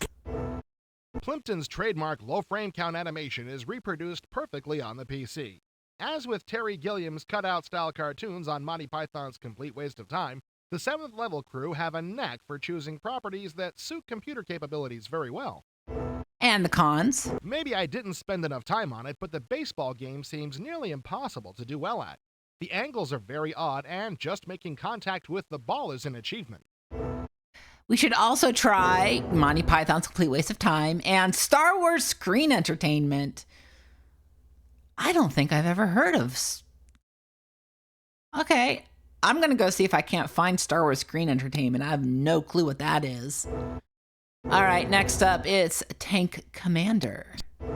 Tanks are a lot of fun, mostly because they have great big guns that blow gigantic holes and stuff. That's true. For a long time, wannabe tank combatants have been daunted by simulations that are so complex, they're intimidating to the average Joe who just wants to blow some stuff up in a hurry. Help is on the way in the form of Tank Commander from Domar. When we talked to Paul Ranson, lead designer of Tank Commander, we found out that the arcade feel of the game is a tribute to one of his all-time favorite arcade games, Atari's Battlezone. Tank Commander is essentially a 90s version of Battlezone, or that's how it intended to be. We started off about 7 or 8 months ago wanting to do a multiplayer version. You control your tank from a third-person perspective a little behind and above your tank. You can switch to other views, including first person, but the default view is good for the arcade. I again love all the lo-fi audio quality of these From this interviews. vantage point, it's also easy to see where your turret is facing in relation to your tank's body. In creating a fast, instantly playable arcade game, Paul was faced with the challenge of making such a complex machine easy to operate. Very soon into the project, we decided that we were going to add as much realism as we could, and to do that we ended up working with a company called Vickers, which manufacture the Challenger tank, which is the tank used by the British Army. So one phone call led to another, and before we knew it we ended up walking around the factory where they make the things and ultimately playing on simulators, although they never liked us to say we played with them. The main thrust of Tank Commander may be action, but some strategy elements have found their way into the game as well. You control the movements of 3 other tanks as well, while the computer acts as their gunners. You can also use helicopters to scope out the terrain before you run into trouble. And if things really get heavy, call in for an airstrike to ruin the enemy's day. Although Battlezone is Tank Commander's inspiration, don't expect to see vector graphics. This game will be playable up to 640 by 480 resolution with full texture mapping. Tank Commander will also be the first armored combat game to use 3D ray-traced graphics. The explosions and fireballs are great to look at, when you're not in them, that is. This led them to the offices and warehouses of Vickers, who make the Challenger tanks. Generally you'll have one guy that will drive, another guy who aims the gun, another guy who loads the gun, and then on top of that you have a commander who orchestrates the whole shebang. So one of the problems we had when we first came to Tank Commander was how the hell are we going to get all of those facilities for one person to control it properly. So it took a lot of time, but essentially I think we've done that. Tank Commander's Yeah, it best definitely feature is that it's serving. multiplayer-compatible. 2 players can compete It definitely via modem, sounds and like up to they're 4 players at can the stalk each other Wendy's across the countryside drive-thru on the describing map. their Fans tank of game. fast-paced, hard-hitting action are sure to get a kick out of Tank Commander. If you've ever emptied a pocket full of quarters into a Battlezone machine, this one's for you. Okay, Tank Commander. But what about the Lost Mind of Dr. Brain? The Doctor is in, well, almost. Sierra This is game I ready to know we've revive played the before. infamous Dr. This is a Brain game and I plug need him to into play Windows through. where he belongs. Their upcoming puzzle game, entitled The Lost Mind of Dr. Brain, is a great-looking product with plenty of challenge and variety. The look and feel of the game will be more tailored for the younger crowd, but don't let that throw you. Dr. Brain isn't called that for nothing. This game is hard. The premise of the game is this. You must help Dr. Brain get himself back together by entering his brain at certain points and solving puzzles which correspond to that area. The puzzles I played were based loosely on such favorites as Memory and Robot, but were unique nonetheless. Here, Brain gives you various objects and asks you to file them in separate drawers. You have to remember where everything is, though, because at random points, he'll ask you to retrieve something. On a harder difficulty setting, the drawers will switch places every so often. I thought I was good at Memory, but this was too much. Other nasties, such as this music puzzle, are so tough that I can't imagine anyone short of a composer solving them. Brain plays a little snippet from a famous classical piece, and all you have to do is rearrange the musical notation on the screen to match the piece. Of course, this is made more difficult by the fact that each measure can be flipped horizontally and vertically on the higher levels. What the fuck? Musicians should love this teaser, as it is just as much a practice exercise as a puzzle. Dr. Brain Oh, I runs at hate 640 that. by 480 full screen in Windows, and the graphics and sound are great. Each puzzle has its own intro music, and the Oh Doctor's yeah, digitized they wouldn't speech let is me call often myself hilarious. Gay You Rat. can get hints and instructions from Brain's niece, Elena, at any time, but trial and error is the best way to conquer this game. Having a friend handy might be a good idea too, because even the most And apparently battle-scarred knowing puzzle musical solver might notation. be defeated at the hands of Dr. Brain. Don't miss this one. All right, let's see the pros and the cons. Oh, there are no pros and cons here, but there is an also try. Hodge and Podge and Microsoft Arcade. Microsoft Arcade, really? Okay. All right, next up, we're almost done. It's time for Thunderscape. After years of success creating licensed Dungeons & Dragons titles for TSR, SSI is staking out its own turf in the RPG world. The company has created an entire new game environment, the world of Aiden, and is hard at work on Thunderscape, the first game set in the new world. Thunderscape is actually only one part of an SSI product barrage based on the world of Aiden. Plans are also in the works for a board game, a collectible card game based on Aiden that will be an expansion set to an existing card game published by Mayfair, and a series of 3 novels published by HarperCollins. Heroes such as yourself will definitely be in demand when you begin Thunderscape. It's 10 years after the Darkfall, which officially brought an end to the golden age of Aiden. As you might have guessed, the darkfall isn't a good thing.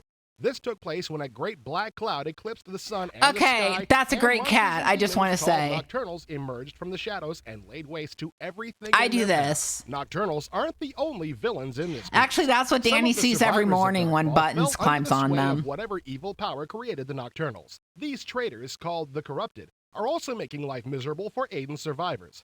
The good guys in this piece do have one potent weapon on their side: Mega Magic. This blend of sorcery and science, which SSI is calling steampunk fantasy, will be the main tool for your heroes as they try to save Aiden and discover the force behind the Darkfall. If this all sounds a little vague, it's because SSI doesn't really want you to solve the whole mystery over one little computer game. Clues as to exactly who the big troublemaker is in Aiden will be sprinkled throughout the various computer games, board games, novels, and a resource manual that SSI is planning to publish. Thunderscape's monsters are being rendered on SGI machines using Alias, as are all the 3D objects and some of the spell effects. The game will be played from a first-person perspective, with smooth scrolling, angled floors and ceilings, and 320 by 200 VGA graphics. The interface will be a simple point-and-click design. The game will feature mostly phased combat, with the exception of missile combat, which will take place in real time. Thunderscape should reach out to a new generation of RPG fans. Steampunk, the combination of steam-age science and powerful sorcery, is about as far away as you can get from the traditional elves and dragons setting of traditional RPG releases. And the multifaceted marketing approach it's taking with its That guy's name is Anthrax. That's pretty cool. SSI feels it's going to have a big hit on its hands. Present plans call for Thunderscape to be in stores in late May or early June. All right, Thunderscape, but what about Transport Tycoon? At first, when playing Transport Tycoon, the possibilities seem limitless, and so do your resources. Unfortunately, this is not the case. You can only build 200 stations, trains, cars, planes, and ships total, counting your units and the other players. So eventually, as you and the computer players expand, you won't have many more new toys to play with. When you start out, wait for a subsidy and build only those routes that will be supported. Later on, you'll be able to pick and choose what routes to service. What you're looking for is a town that is long and narrow like Branhattan Ridge. A layout such as this will let you draw goods and people from a wide area without having to demolish buildings. By contrast, a town like Minninghall gives you two choices, both bad. Either content yourself with half the town, leaving the rest for later expansion or someone else to make use of, or demolish part of it, setting back growth. If I had to, I would demolish the 3 parks in the northwest of town and place a station there. If you have the funds, always build an airport first. Airports can sit in the center of town and not be hampered by surrounding development. Then, as soon as you can, add a railroad station. Railroad stations speed a city's growth faster than other services, especially if you can supply a station with the goods it demands. Notice that at least 3/4 of the town will have coverage when the airport goes up. An airport here or anywhere else around Minninghall without removing buildings will only draw about half the town's business, much less coverage than the Branhattan Ridge site. Even later on, when you place a railroad station in town, it will take some doing to get more than 2/3 of the town in your service area. By the way, notice that what cargo the facility will accept shows up in yellow writing on the station window. An important rule to remember in Transport Tycoon is that any station placed directly adjacent to another station, either side by side or on a diagonal, only counts as one station total for the accounting purposes of the game, but that does not include depots. If they are adjacent, they will count as part of the larger facility, but you can't use them in a daisy chain with other stations. Note that when I plop the railroad stations down, I've left myself 2 squares free coming out the back so that I can later lay track out the other end of the station. When placing depots, put them down after you've laid the rest of the track. That way you'll get a free hookup to your line. Also, place depots at right angles to the track so a train can enter from either direction. Otherwise, a train sometimes won't be able to see its depot and won't go in for service.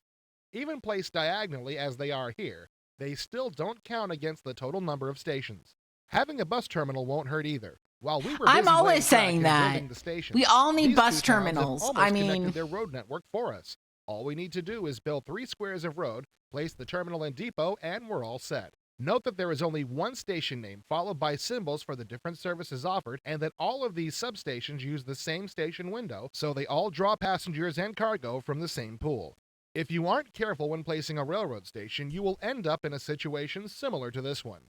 The station here was built early on before I knew how to protect my stations from encroaching urban development. Dipshit. Should have known. Sorry, I shouldn't insult him. Unless I'm willing to move the station or demolish most of the town.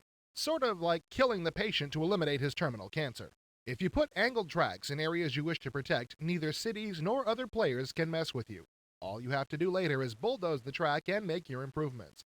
Don't dilly-dally doing so, though. I've had buildings and roads go up in the time it took me to I'm so bulldoze sorry the that the whole bus area I terminal wanted in to your work with. town is While under putting up the construction, stations or for they're this doing what they're article, doing I with tried it. out the crazy combination I of just like tracks bus you see stops in in the foreground. general. Well, If you place a signal before and after the cat's cradle I like them when they're configuration normal. tracks, When they're you not can have normal, up they're to not 8 good. trains using 4 tracks, and all of them will be able to get to a depot placed as I have here at the bottom of the screen. Of course, without putting in sidings somewhere in the middle, you will most likely get some traffic jams, but it's still nifty to know. One last thought, I was going to present a plan to promote city growth by making long, narrow streets as the internet frequently asked questions on Transport Tycoon suggests. But when I went to look at these 2 cities, I found that the town I hadn't gerrymandered was growing faster than the one I had. The moral of the story? Just let the cities do what the cities want to do and spend your time providing transportation for those that dwell therein. Happy trails. All right, so that's how you beat Transport Tycoon. What about Unnecessary Roughness 95? Sorry, ma'am, I didn't mean to interrupt Accolade you. Sports Division has had football on the brain lately. Unnecessary Roughness 95 is the first of 2 football You got 20 games bus that released routes? this year. Good. The other, live-action football, is more of a multimedia title using digitized film clips and such. While Unnecessary Roughness 95 features some nice new innovations, it's not a whole heck of a lot better than the first Unnecessary Roughness, which wasn't really a good game at all. Newly released football sims such as Unnecessary Roughness 95 must be able to hold a candle to Sierra's Front Page Sports Football 95, the most realistic and most complete sports game on the market. Unnecessary Roughness 95 actually incorporates a lot of the stuff that made Front Page Sports Football that good. It has real NFL team rosters, league and exhibition play, a play editor, a stat editor, and some pretty impressive graphics, especially on the menu screens. What it lacks, though, is what it needs most, and that's realism. I'll put it this way. The only other football game I've ever played in which I've been able to score more points is Bill Walsh College Football for my Super Nintendo Entertainment System, and I don't expect that game to play like the real thing. The simplistic playbooks and awful computer AI in Unnecessary Roughness 95 make for an awfully boring game. I scored nearly 50 points in 40 minutes in my first game against the computer, and believe me, it wasn't because I'm a play-calling genius. I'm amazed that an AI this bad could have been overlooked. The unfortunate thing Very is that the rest sparse of this field, game I is like actually it. pretty good, although you won't notice because the AI will have already caused you to throw any nearby objects through your screen. The helmet cam is pretty cool, although a tad difficult to get used to in the middle of the game. You can turn it on for the offense and defense, and you'll see both views in split-screen mode. Also, the ability to toggle specific penalties on and off is nice. Hell, turn them all off and see what that's like. Al Michaels' contract with Accolade has given him a lot of jobs lately. Both new football games as well as the new Brett Hull hockey game are loaded with his digitized commentary. Now, we all love Al, but even he can't save Unnecessary Roughness 95. This game should have been totally revamped. Instead, it was just updated cosmetically. If you're shopping for a football game, put this third on your list behind Microprose and Sierra's titles. A distant third. All right, fuck Unnecessary Roughness, apparently.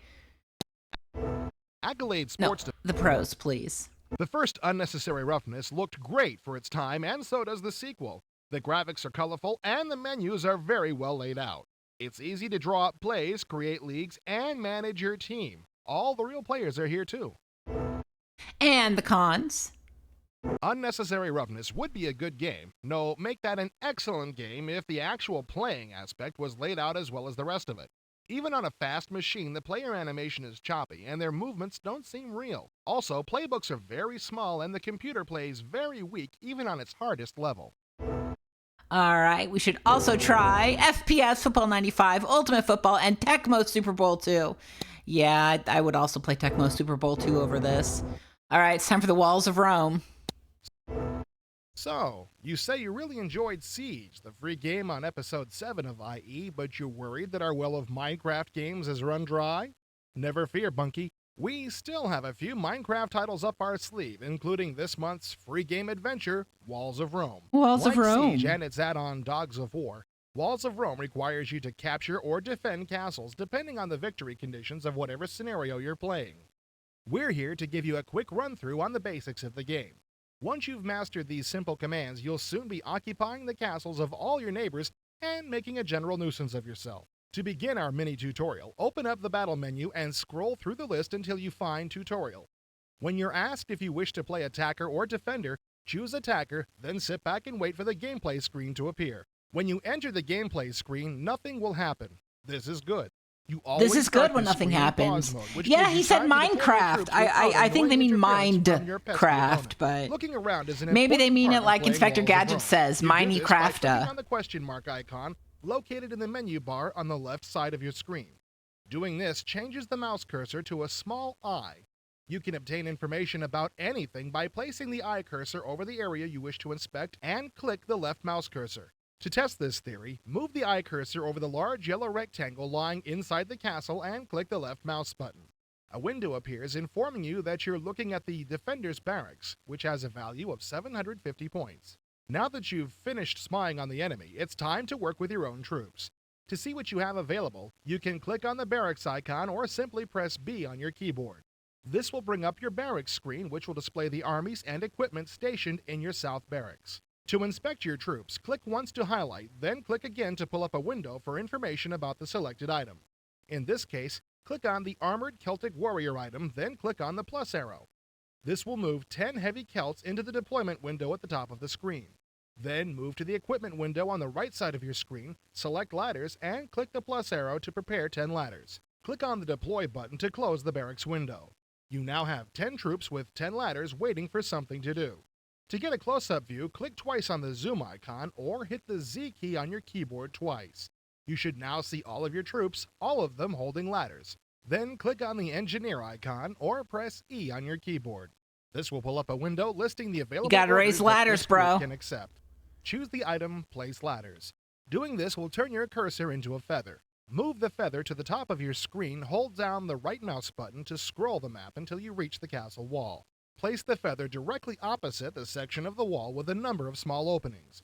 Hold down the left mouse button and move the mouse down and to the right. This will create a rectangle which defines the area where you want your troops to place their ladders. Having completed this task, you're now ready to actually see something happen. Click on the pause icon or press P on your keyboard. Your troops will move to the castle and attempt to place their ladders and scale the walls. You now have a basic idea of how to play Walls of Rome. There's a lot more to the game, but you don't need me to tell you that. Just go, have fun playing the game. That's how you play Walls of Rome, folks. But what about Warcraft orcs and humans? Welcome to part 3 of our 3-part Warcraft. Chad, would you mind if I skip here's some this? pointers on how to finish a specific mission. Click on the mission you're having trouble with. There's a lot here. Well, I'll do a couple missions. Yeah, yes, please skip. Good. Okay, next up, Wings of Glory. Approach, student, and bask in the vastness of my knowledge. Oh, great one, I have traveled long and hard to seek your wisdom. Naturally. And what I wish to know is this new Origin product, Wings of Glory. Is it a real flight simulation, an arcade game, an adventure game with flying involved, or what? The answer you seek lies not within the boundaries you have set for yourself, student. Look closer, and you will see that the simple truth is, play Red Baron. Say what? Okay, Shorty, let me get this straight. This is Red Baron, and this is Wings of Glory. Red Baron, Wings of Glory. Baron, Glory. My son, you are young and untutored. Yet surely even you must realize that it takes more to make a superior flight sim than mere good looks. Red Baron still flies more smoothly than Wings of Glory, and although it's not as pretty, and uses far fewer texture maps, it occupies a mere 5 megs on your hard drive. I don't know as I'd say Red Baron flies smoother. Both of them felt like flying a brick with wings. I've never flown one of those early planes, but I am told on good authority that they pretty much were bricks with wings. Wings of Glory's flight model is good. It's just that for the number of years that have passed since Red Baron was released, I don't see enough advances in its flight engine. Well, Wings of Glory has a storyline. Red Baron doesn't have a story. Red Baron barely has a campaign game. Some would hardly call that a stroke in its favor, my son. Still, it is there, and if you like a plot wrapped around your simulation games, well, Even then, you may not be moved by Wings of Glory's storyline. It's all right, but the amount of time it adds between flying missions makes it feel tedious. And although the character illustrations are excellent, the lip-syncing animation is laughable, reminding me of nothing so much as a grade B kung fu flick. You must admit, though, Wings has a better navigation system than Red Baron. For one thing, it actually has an online navigational map. Additionally, you can take off automatically, autopilot to the target, autopilot back to the aerodrome, and automatically land. These options are a welcome inclusion for novices. It's nice that they're options, though, and that Origin has remembered that there are some of us who prefer to navigate using landmarks. Well, Wings has better sounds. When you pull a Yeah, high this V is maneuver a in Red strange Baron, accent. You don't hear the wings creak like they're going to snap off, now do you? No, my son, although, if you listen closely, the simulated wing stress noise is only one sample, which is simply played over and over anytime you perform a maneuver that taxes your plane, even slightly. I would have been more impressed had they digitized different sounds to reflect stresses on different parts of the plane, then mixed them on the fly. I guess I see your point. Do not be embarrassed, my son. It is all right to like Wings of Glory. It is? Certainly.